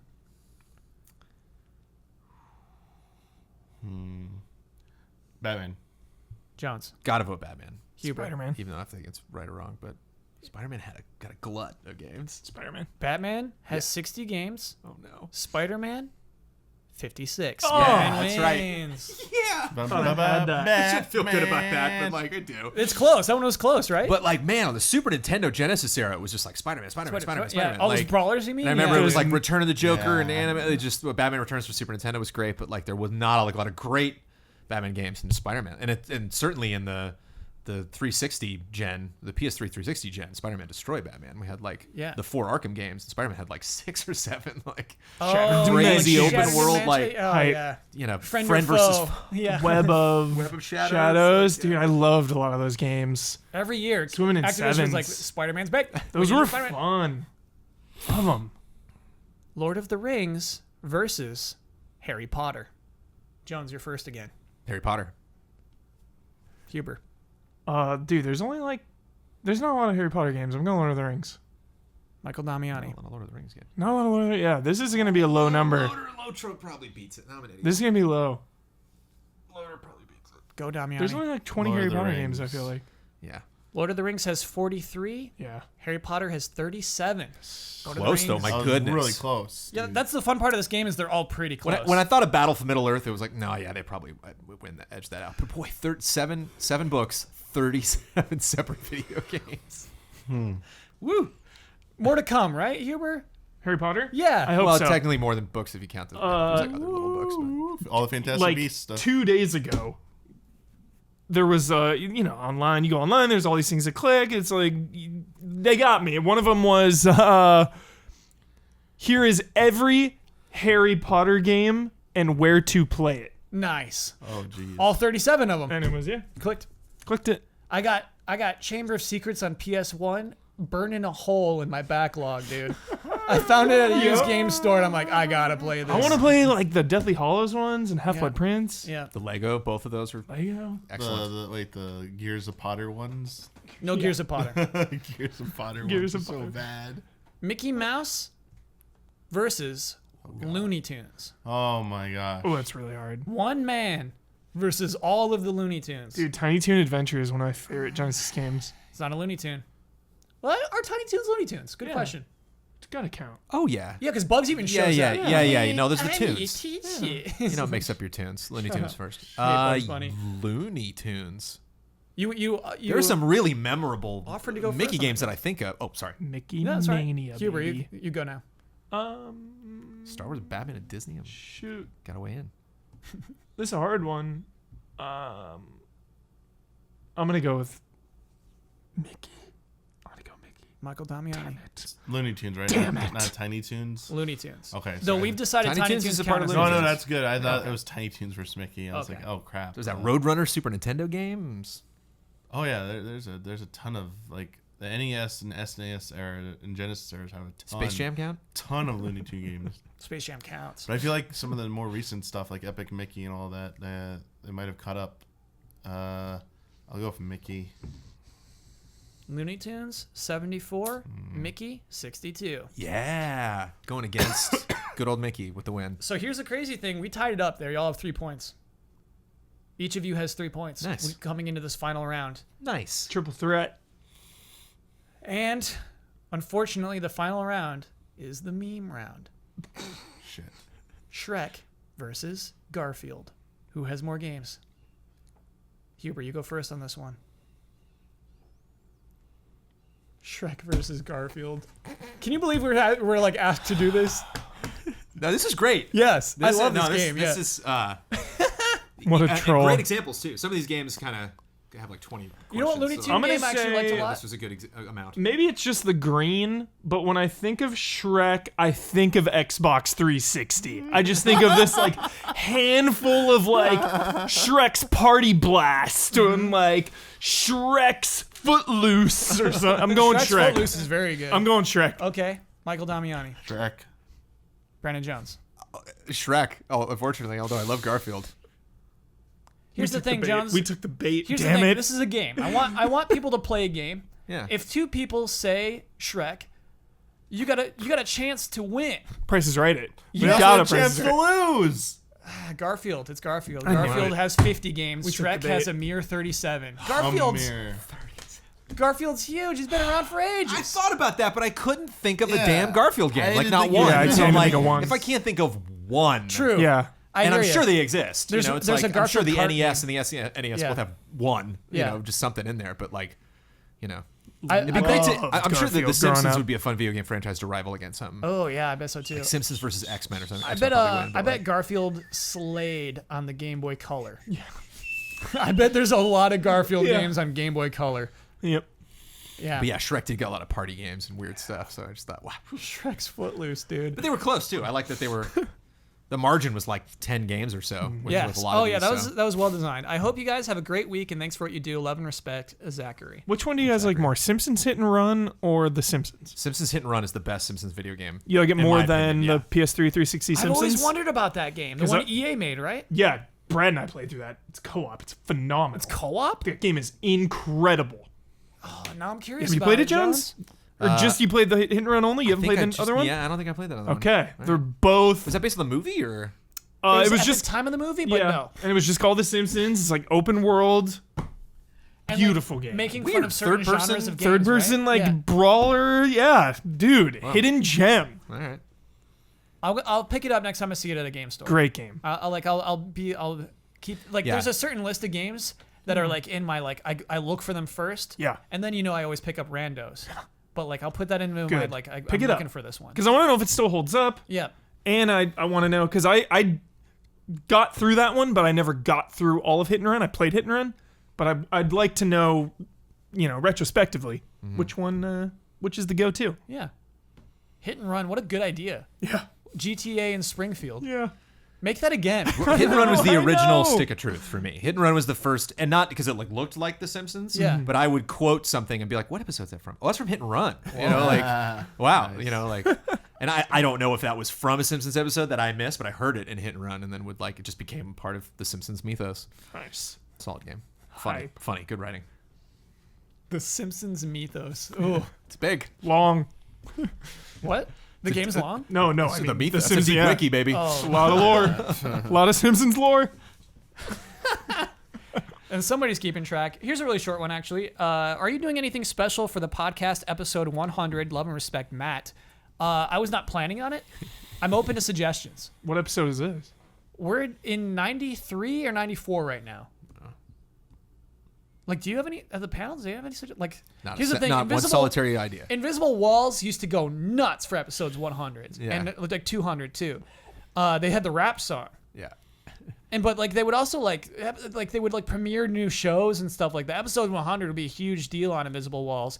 GT Time never made it to 100. We've outlived our father. Nice. Yeah. I have an idea. Wait a minute. We've done more Easy Hours podcast episodes than GT Time episodes? Yeah, When Jones. the hell did that happen? I don't know. I don't know when we beat GT Time, but it happened at some point, I guess. Gotcha. Yeah. Gotcha, GT time. Gotcha, GT Time. Wow. It is hard to imagine because GT Time was Grows up and you grows up. it was there at the game trailers at Viacom era. It was there in Defy Studio 1 and it was there in Defy Studio 2. Like GT Time was around for a long time, but yeah, we got more episodes. You can still watch those. You can still watch those. They live. They live on. Yeah. Support IGN. still quoted from that. People still say. Now I feel like I'm wrong because of your shock. I think it's true. I think we never made it to 100. No, that's on part GT of the time. shock is I'll buy it. Yeah. You know, like, yeah. But, yeah, I don't know. I have an idea, but I'll tell you privately off camera. You cannot do that. You must share it with our You can't- audience. You must share it with our audience. Oh. Well, then it's... This was a love and respect question. Oh, yeah, it's sacred. Yeah. Okay. It's like a favorite moments, and you have all of us on. Oh, that's kind of cute. Like a look back. Okay. You know, what do you love about the podcast kind of thing? I think a lot of people would be like, you know, Probably. I don't know if I. Everyone bet on one to bet. do that. Yeah. I think we had Give to them, do like, that way on more one chances of just the for that old one bet. podcasts, and the same thing happened. 6v1v1. Like, Actually, yeah, Damiani was on an Invisible Walls 100 or 200, right? I You were think there in that I think time. for 100 we had to go back and like pick like the best moments, and they ended up making like the video editors like dig through it, and I think Ryan Stevens was digging through a lot of it. And I just remember like this was probably not the best idea. For whatever reason, whenever I think about Invisible Walls anniversary, I think about the t-shirts, like running around with the camera looking at different shirts. I was just like, it's not my show. The first video. I would if that was my call after the fact when I was like, interesting shot to just look at everybody's t-shirts. What I would have done is put all of those t-shirts on Bloodworth. Yes. Like make Bloodworth wear like 100 shirts and do a really fast of him taking all the shirts off. Didn't you do like I a would have thing- watched the hell out of that. You're in a robe, you're sitting in a fancy chair in front of a fireplace. Am I imagining that? I don't think that was an anniversary. I think that was something Oh, else. Okay. The first YouTube 100 video But it I might was have been. ever on was Invisible Walls. Nice. And I talk like this. Episode 100 was live Hey. streamed. My name's That was the Michael. big hope. I like It's okay, I like video Hubert. games. I had the worst first The Hubert Ted It's like Price a interview was different also a gem. human. What's up? What was your first podcast?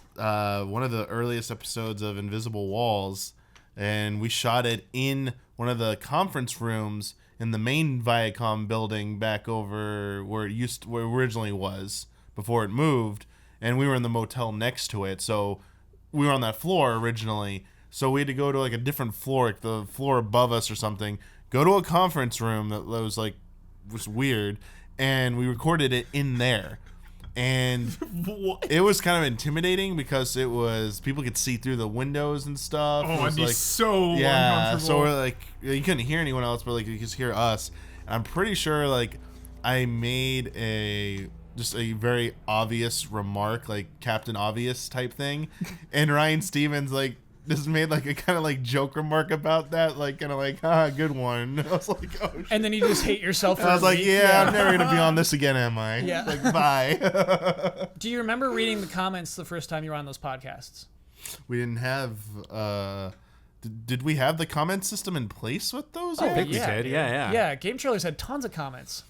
No, I don't. Yeah. I don't think Do you we always had remember? video I do, yeah. comments. Oh, though. dude, it's all we didn't coming always back. have video comments, though. I thought. That is such a Video- nonsense In like memory. 08, I think we did. Yes, dude. Sure. Yes. I definitely did. That's the whole community. Because I was on there. The reason I We was had even message on boards and stuff, but I don't remember the video comments right away. They were there. the reason Hubert, I was go there was to ahead. talk about Assassin's Creed Which one? with Meg. Which I one? think it was 3? 3 or 4. Okay. It was like early on. Yeah. Yeah. And then just And you were a shy, bashful boy? shy. Hi. Oh yeah. Hello. I like games. No, I height. I like tossed it out Resident earlier, but Evil. the Ted Price interview was a gem. If Oh you can- my if you can go God. back. Hi, Mr. Price. That was Huber interviewing Ted Price? First interview I've ever done. Ted Price is so intimidating. Going straight And I to the think source. he was like, he had to, what was the name of the game? Rise? It's 4 letters. Sunset Overdrive. Oh, okay. It was for I thought Sunset it was the other Overdrive? one. Okay.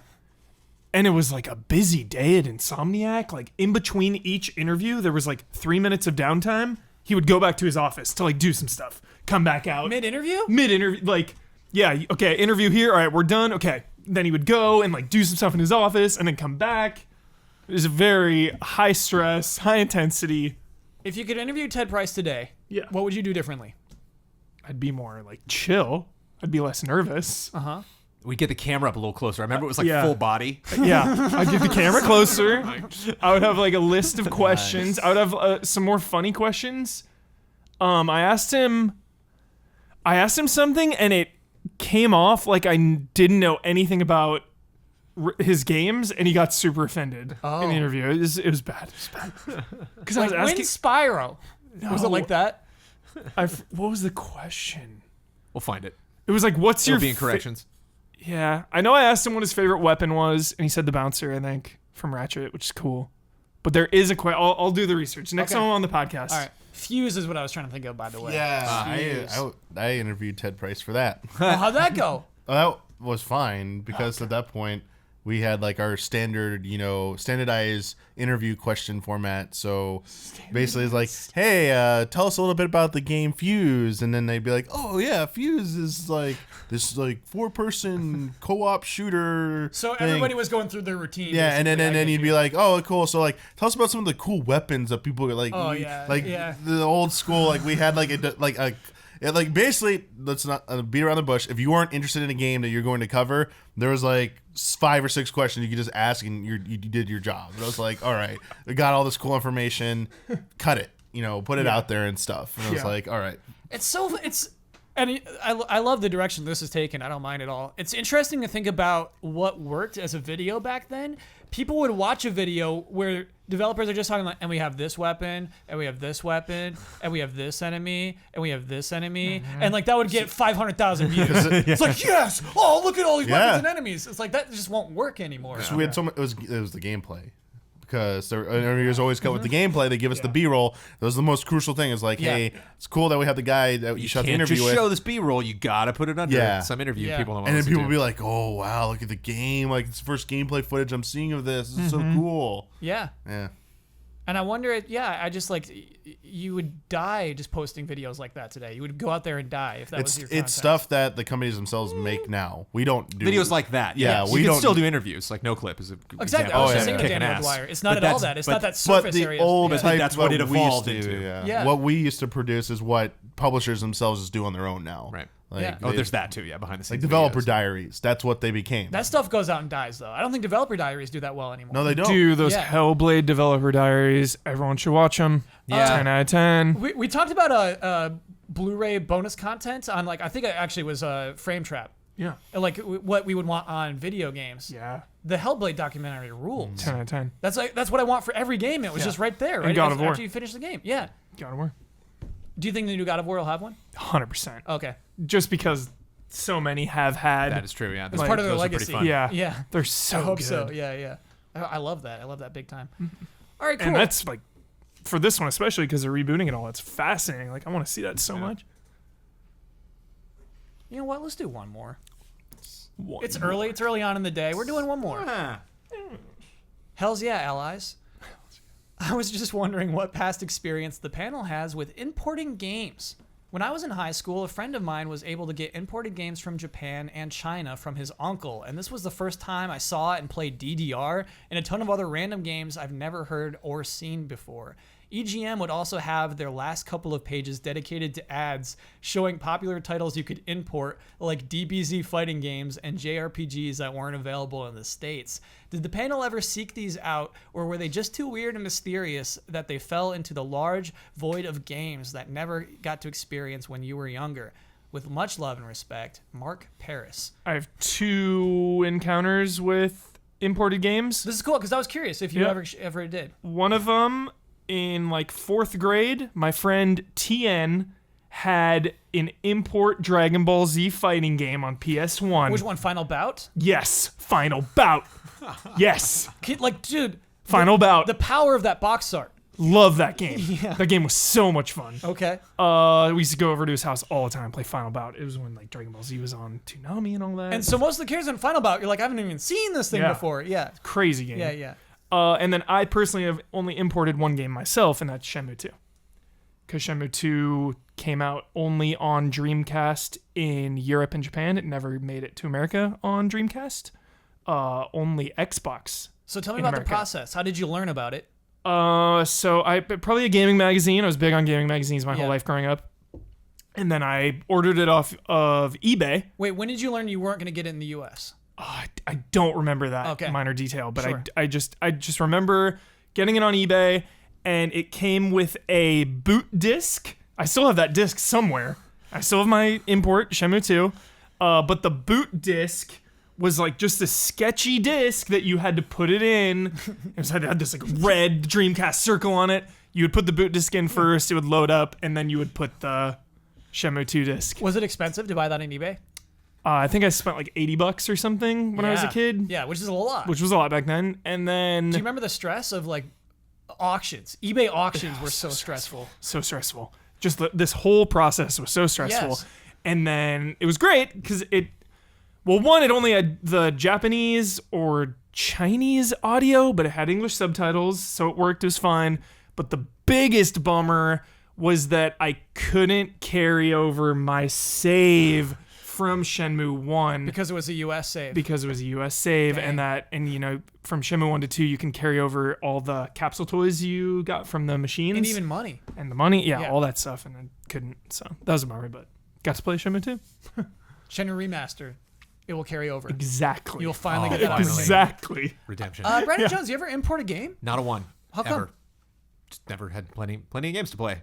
Just never got around to it. So I know you're ready, GM, because we talk about it sometimes. Do you remember those final pages? Totally. Yeah. The final pages were the best. I remember reading like Boys Life back in the day. Like there were a lot of magazines that were like the Boys Life was so sketchy. the back in the back was the best. Yeah, like with the back magic was just tricks some and X-ray really glasses. Weird Yeah. stuff. Like, Highlights magazine. The last couple of pages are pretty crazy. and, Boys like, Life is a magazine exclusively for Boy Scouts. Okay. Just to fill you in. All right. Yeah. All right, so go on, Jones. What were you Life. reading when you were a boy? So I always knew that. Yeah, I just never. Nothing was like out of my reach. It was just how I was advertised to was on television and in magazines. But first time I ever played Final Fantasy VI was on the Famicom at a friend's house. But that was his game on his system. So like I didn't then What? go out. So But, what was your familiarity with Final Fantasy before you visited that friend's house? I knew about the first game before I just I think Yeah. I might have like familiar with the box art on Super Nintendo, but like did not have any interest in playing it and didn't have any interest in this. I think I played the first Final Fantasy and was like, okay, and I played Dragon Quest or Dragon Warrior at the time and was like, all right, I get these games, but they're not again the Contra. That's the stuff I want to play. And The GoldenEye. and through work, many times I've been given the opportunity to play something, but I did not buy it. I didn't Right. actually like go to the So store. your and get friend it. is like, hey, you got to see this. He was like, I thought about you because I know you like theater, and there's this opera scene in this game that's gonna blow your mind. And that's how your friend introduced you I was to Final what? Fantasy VI, really? And I was like spending the night at his house, and he's like, watch this, and he's like, see, you go in, and then you do, But it. And I it's was all like, in okay, I'm like, Japanese. this seems kind of like games I've seen like this, and he's like, no, but then you go out on stage, and you gotta like remember the words. How could you? It's all in Japanese.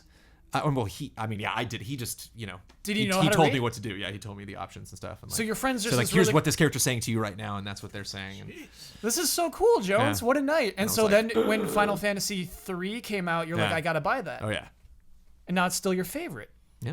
Jones, I never knew the origin of that. That's so Solid. interesting. And you spent all night playing? What 6? Yeah. Oh yeah, just at his place. Yeah, I spent a couple hours like. But he didn't want to spoil a lot for me too, because like Yeah. I think that's like actually a pivotal moment in the beginning of that game. It's like about 4 hours in. What happened to that friend? Tadashi Kitajima. It was great because he's Alex, because like a lot of Japanese people have American sure. names. So Yeah. he was Alex growing up, and I would always be like, oh, Tadashi, and they're like, who? And I'm like, oh, Alex. But Yeah. like when I first met him, he introduced himself as Tadashi, and so I was like, all right, Tadashi. Yeah. So like my heart broke in what was it, Big Hero 6? His older brother Tadashi.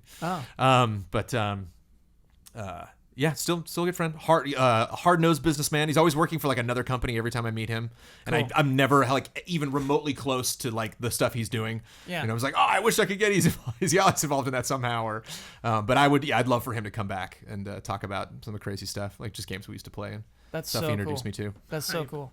Because it's hard to explain. In the 90s, you were so in the future if you imported games. You were years in the future sometimes. How I returned the favors, we went to like Blockbuster. It was probably like Warehouse at the time. And we were like, he's like, let's rent a couple movies. We can watch it back at my place. And I was like, all right. Not knowing his parents are going to watch it with us too. So I grabbed a Sam Kinison comedy special I had not seen before and the Kentucky Fried Movie. Which has Fill me in on both of those. The Kentucky Fried Movie is like one of the original farces. It was like before Naked Gun. It was like Amazon Women from the Moon. The It, like, original farces. it was kind of like with the 80s, like before it got into like Scary Movie and like that style. Sure. It was just kind of like a creep show, but not a horror, just kind of big grab bag, a bunch of crazy stuff. There's like little nudity, little swearing, and was something that I had seen because of my older brother, and so I'm like, oh, Tadashi got a kick out of this. And then we like get home and he like pops in Sam Kinison and his parents sit down, and I'm like, no, okay. And they're like, no, it's fine, we can watch this. And I was like, all right. And Kinnison is not. Is he Kinnison, no? right? Is he the one who shouts Kinnison, and swears? Yeah, with the long hair, and he has a big like, jacket. he played like rock and metal for a bit there, Yeah. and died way too young. But his stuff doesn't necessarily hold up like some other comedians. What a weird child you are to But- pick those out at a movie store. But by the Kinnison way. just slayed me as a kid. I thought he Really? was so funny. Okay. Yeah, I was really into him and Andrew Dice Clay, and all. I've kind of like grown out of that. George Carlin, I think, is like the major comedian from that day that I was really into that I still like a lot. But, The Constant, did yeah. not. Sorry, Mr. and Mrs. Kitachima. Import Damiani, games and PC games now I'm positive that he's what? in the future. Games from Oh the future yeah, in yeah. the 'cause 90s. PC games are in the future. Absolutely. If you have a 90s, they game that really can were. run them, Yeah. or sorry, a PC that can run them. Damiani, I'm positive you've imported some games in your past. Mm-hmm. Tell Mad us the Men. highlights. Highlights are the first. Both. Okay, I mean, yeah, you can tell us about the first. I forgot the question originally. I know it had to do with imports, but I What don't did you remember. import? Yeah. Because like the question starts with like it's like the newest Persona game came out like a year. Which one was that? It came out like a year ahead in Japan. I can't remember which one that is. Going for that Bodhi award right there. Couldn't quite nag it though. No, tell me your first. Yeah, tell me the first game you ever imported. I only started importing any kind of games around mid 2000s GameCube era. Oh, so nothing so before nothing in that. your childhood? Nope. So you would see the Didn't even things know in the- about import stuff for I like. imported a game before So Damiani. the first thing I ever saw of like a Japanese game that I was like very aware of is a local rental store. The game store attached to Blockbusters back in the day. Game something. I forget the name of it at this point. Yeah, dude. Anyway. Hold on. No, you go ahead. Okay, and they had the Japanese version of Super Smash Bros. N64. No way. So that was the first like Japanese game I saw in person, and like I was like, whoa, Game Crazy? like import Game Crazy? Game Game Crazy. Crazy. I think it might have been called And that was Hollywood. Attached to what? That was Blockbuster. That was actually, I think that was attached to the Hollywood one. What's that called? Hollywood Video? Hollywood Video is Game we Crazy. really Remember Game We only had like Max? one Hollywood Video anywhere near us, so like Okay. All right, so it Blockbusters wasn't Game dominate. Crazy. Anyway, Okay, all right. There's game. Anyway, Was it Game Max? couldn't tell you. Okay. Anyway, They had a Japanese. they had it, but Smash every Bros. time I went there, it was always checked Crazy. out. Did you even know what it was? How would you even they know what that explained game it was was? like it was a mascot fighting game for N64, and in Nintendo Power they talked about. I was like, oh, okay, that's what that game is. I remember just the article in EGM describing Smash Bros. I was laughing hysterically. They talked about lightning bolts coming out of Pikachu's butt, and I was like dying. I could not believe this game existed. And so the idea of like you being able to play the Japanese version. But I never got to because it was Okay. always checked out. Yeah, of course, Like yeah. everyone was like checking it out. They only had one copy. Yeah. So I was like, okay, and I got Smash Brothers later on. But it was, yeah, it was during the 2000s. game. Yeah, it was during the 2000s GameCube era. We did the Wind Waker, Four Swords Adventures. Played, I believe, both of those first. It was interesting because in Four Swords Adventures, there's a part where there's a list of 3 items you have to bring a Deku scrub, and it's randomized. no. So trial So and no guide can help you, yeah. trial and erroring. So that's how I used to get through Japanese games, trial and erroring, basically. Yeah. I kind of liked it though because it made it feel like, I hate to use the word soulsy because Souls didn't exist yet, but like the whole thing of like you don't really know what's going on. It's kind of ambiguous, Yes. like how things work, Yeah. which is not the intended design of the game. It's clearly like, oh, it's supposed to be obvious. This isn't supposed to be difficult. But I like that extra challenge. I'm like, what if I try this? So like made you try out weird and crazy things. Yeah. Anyways, a person I knew online had to like translate it for me. He goes, just take a screenshot or a photo or something of the list and I'll translate it for you. And I was like, oh. He goes, yeah, go get these 3 Tell things. me about the process in this year of taking a screenshot and posting that online. Involved getting a digital at that point. Yeah. It was getting a digital camera for one of my friends Can I borrow your digital camera? I got to take screenshots of Four Swords and take a Adventures. picture of the screen, taking Yeah. a picture of the screen, Yeah. and then giving it to just uploading that. Basically, I think you could still hook up your digital camera to your computer at that point. Oh, yeah. But there weren't like, I don't think it had any card in it or anything like that, any like stick or anything like that at that point yet. But you hooked it up and you just saw like the photos on there. And I was like, oh, here you go. There's that. I love that so much. Yeah. That was that one. What else? For not just Japanese stuff. the Minish Cap is interesting because I imported. It came out in both Europe and Japan before it came out in North America. Okay. So you got the European So version. I got the Japanese version first because it came out like a week before any of them, I believe, or slightly before. You got it for the week? So I got that one, and I started to play through it. I was like, oh, this is great. Then the European version came out, and I imported that one because GBA was region free for everything, and it was in English. So I'm like, oh, I'm going to play it because it doesn't come out till like January. It's like, why are you waiting so long, Nintendo, to give us this game? Like, apparently, yeah, we got like the Minish Cap late, but we got something else early in exchange. But what other ones have I...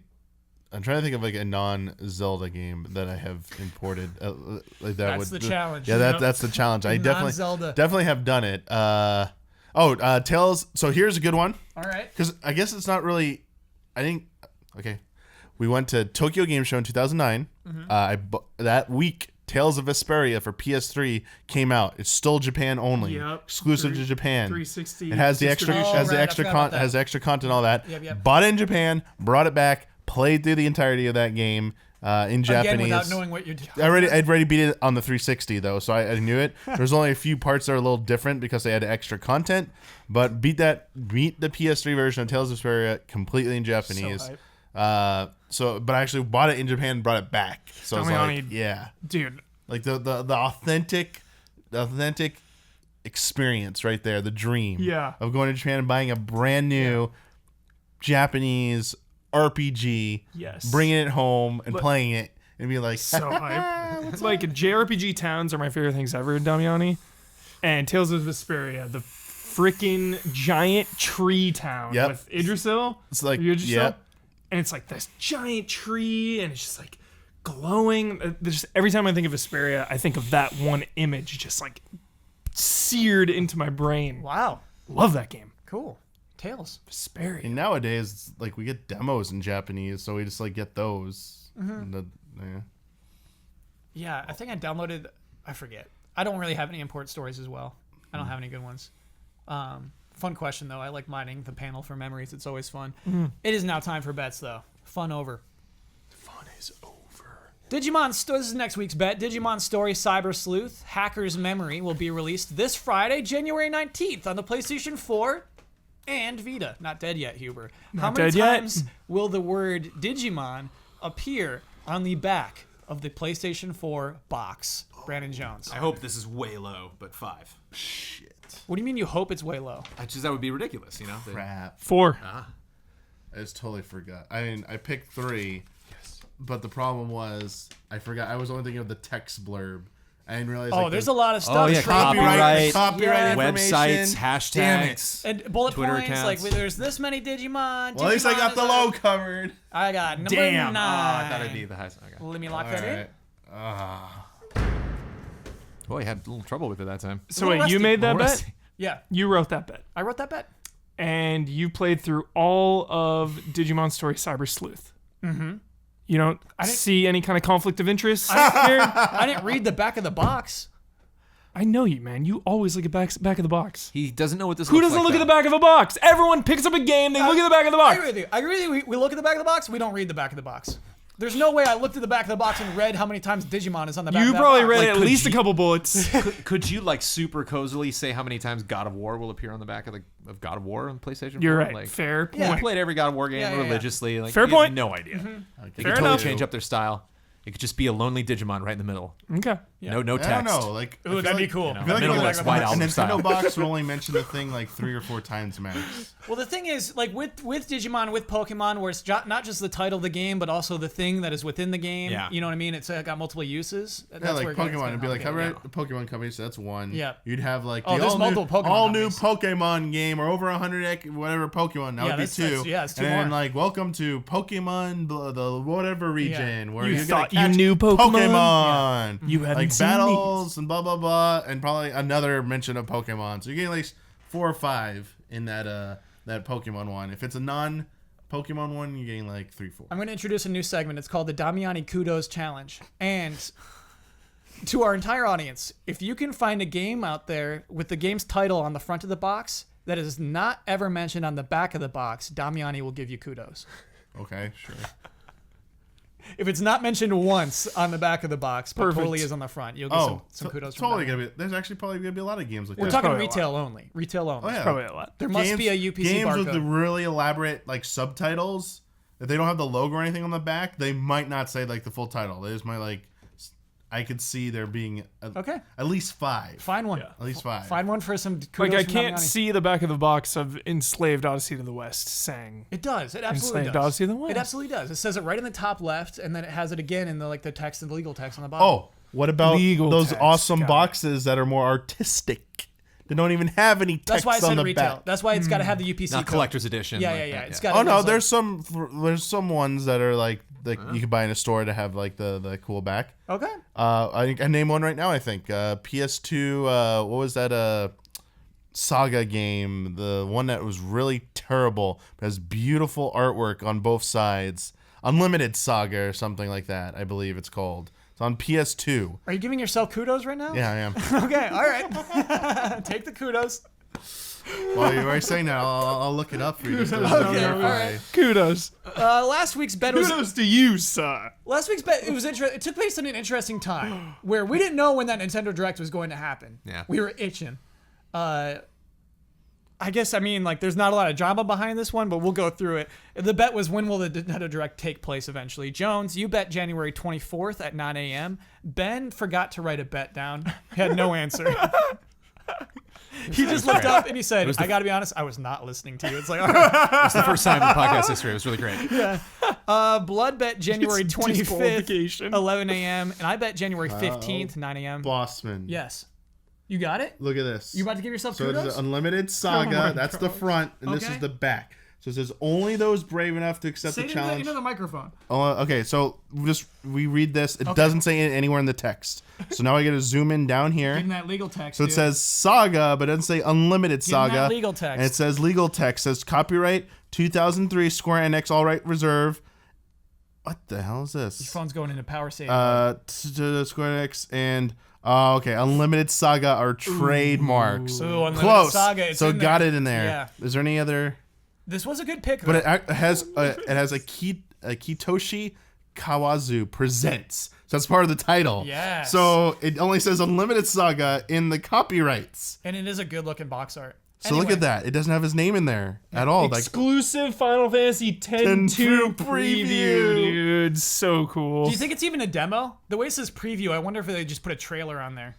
Yeah. I might be. wonder. Yeah. I don't know. We'll have to let Exclusive though. we'll let Yeah. the audience rule if that one counts or not. Oh my god. Because it has the nothing. person's name in the title. Like Hideo Kojima presents or They never let him no, do no, no. presents. What are the some movies where they have like Broken Lizards, like Clive Super Barker's Troopers. Jericho. Yeah. Yeah, like that. That's part of the title. No. That does not count as part of the So you title. just call it Jericho, not Clive Barker's Jericho? If the back of the box says Jericho, you're not getting Damiani kudos, is what I'm saying. Okay. Yeah. Okay, Kyle. Yo, that Dragon Quest. Okay, Kyle. That Final Fantasy 12 demo. We were talking about Demo. demos on Yeah. Talking Syndrome the other day. Nice. I don't think I brought right. up Final Fantasy 12. That's cool. Anyway, I won the bet. Yeah. It didn't really get to have my moment there, but I won that. I said it was going to be the closest. Kudos to Kyle Bossman. Yeah, Kudos kudos to to me. you. So that brings the total points to Red Grouse's 0. Jones, I don't want to mock anyone's performances, anything, but I feel like you need to put more effort into whistling. I don't want to be loud with the whistle into the mic. Oh, I'm okay. nervous about So how you're the being whistle courteous. when somebody's got their headphones on. If the Oh, whistle's okay. like, Yeah, so Kyle. sharp. Come That's on. actually really nice. When I'm here, you can probably do it because people It's lower like the their birds volume. flying away. The grouse is gone. Okay. That was the grouse had something to say, and then that was goodbye. Okay. All right. Nice. Gorgeous Gorillas 1. Kudos to Kyle. Kudos. And Droopy Eagles 1. I don't think that was very believable, Kyle. Thank you. Let me tell you a little bit before we end our podcast about patreon.com/Easy Allies, because that is where the Easy Allies are. Live. That's where we live. Where we're living. It allows us to live. It's our little food. It's our sustenance. Okay. It's our salt lick. To explain that, it's our salt lick. End of story. Now, you win the right. No, okay. So, Easy Allies are crowdfunded, basically. We're crowdfunded on a monthly basis through patreon.com/easyallies.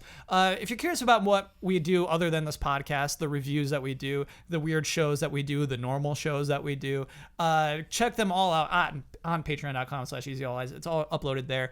You'll find perks and stuff there. For instance, if you're a $5 and up patron at patreon.com/easyallies, you get this podcast 2 days early, and you are eligible to submit love and respect suggestions. So things like that happens all over the place. If you're a $1 patron, you get to watch Jones's exclusive patron show, Cup of Jones, where he rags on Keith Olbermann. Oh yeah, I let him have it. Yeah, I didn't realize you were first making time I ever enemies. called out a tweet. I on know. Cup I of didn't realize Jones. you're making enemies with this show. Because Yeah. normally- Did he respond? Did Yes. Keith Olbermann? No, I did Yeah. it this morning. So Oh. it's not, He's I haven't, miffed. I haven't I heard- checked my Twitter yet. I heard he's He's mad. coming. I heard Yeah. he's mad. It's Yeah. coming for you. Yeah, he deployed Just great. me. No one else thought that tweet was silly. So yeah, that's there's lots of things worth checking out. Check out easyallies.com to see your schedule and your time zone. That's also a nice resource. Yeah, that is it. Damiani, how'd you do on your goal of never mentioning Persona 5? Did pretty good. I think you did. You put up Nailed walls. it. You did nail it. Because I think that it was clear you were still thinking about not saying it. True. Sometimes I can trick people into forgetting about their goals, but it was clear that you still had it in the back of your mind the whole time. Pretty much. Michael Huber, though I gotta be honest, that was not my best attempt at getting Damiani to say the words Persona 5. Michael Huber, how'd you do on your goal of not thinking about Resident Evil 2? I failed. When did it happen? I mentioned it even at some point. yeah, you I did bring it said, up. Yeah. and then 10 seconds later, I was like, oh, Yeah. whoops. Yeah, he talked about like announcements, just- like yeah, managing. somebody- yeah, like, managing Somebody like announcements. hooking cables up to Yeah. like Huber's brain and putting like Brad in a chair with explosives on it and being like, Brad's fine as long as you don't think about it. And like Brad's gone. We all have to accept Brad's the person gone. wouldn't be able to finish the sentence. They'd be like, all you have to do is not think. Yeah. the VR experience. Brandon Jones, how did you do on your goal of I did saying it. nice at one point? I did it. Who got the nice? It was Huber? Everybody did actually. You gave us all nices? I gave it to everybody because you said we all tied. You were like, oh, all of you got 3 points. Nice. Nice. Oh. So we did. I gave it to myself too. I gave it to everybody but you. Yeah, Kyle. yeah. It wasn't all of us. It was all but me, actually. And then my goal was to say woohoo, to award someone with a woohoo. And it was Huber for the best take of the day. Nice. That he's never seen a card game where cards are not for sale.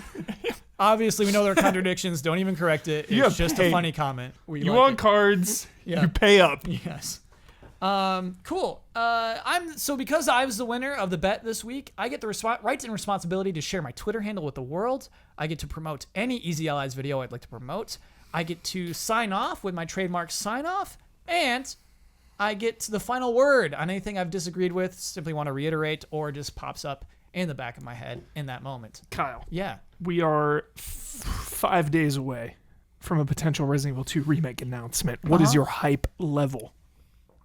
What It's is your high. curiosity No, level? Huber, it's actually high. Why 5 days? What?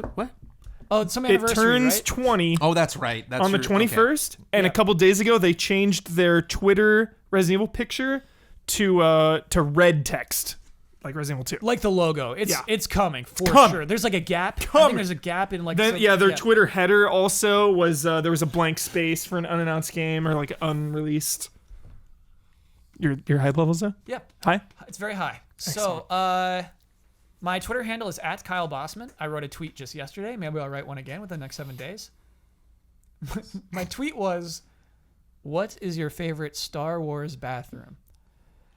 To me, that is a very funny tweet, but like I wonder if people just think I'm into bathroom humor.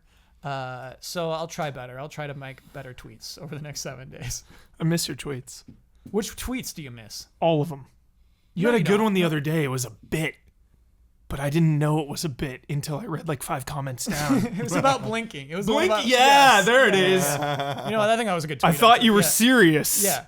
Because A lot of Twitter, people- I can't understand the tone. Yeah. If you see me type literally crazy, it means I'm doing a bit. That means I'm doing a bit. Final word I want to say. All right, this is my last chance to talk before we do Game of the Year discussions, right? Mm-hmm. Look. We get it gets personal. And I want everyone to know, not just at this table, but the entire audience. Game of the Years don't matter. That's the silliest thing in the world. They don't matter. But it's human. Humans we watch Game of the Years because it matters to us. That's why they get views. That's why they get clicks. That's why people like seeing them. There's no such thing as the greatest game of the year, and if there is, you certainly don't know it that year. So that is what I want to say with that. The video I'd like to promote, check out Huber Syndrome following the Resident Evil 2 announcement. He's doing a huge blowout. He's going to look at the trailer. He's going to analyze it. So look out for that episode. It's going to be a very special episode. And we're to sign off with our trademark sign off, which is, of course, tomorrow is forever all ours.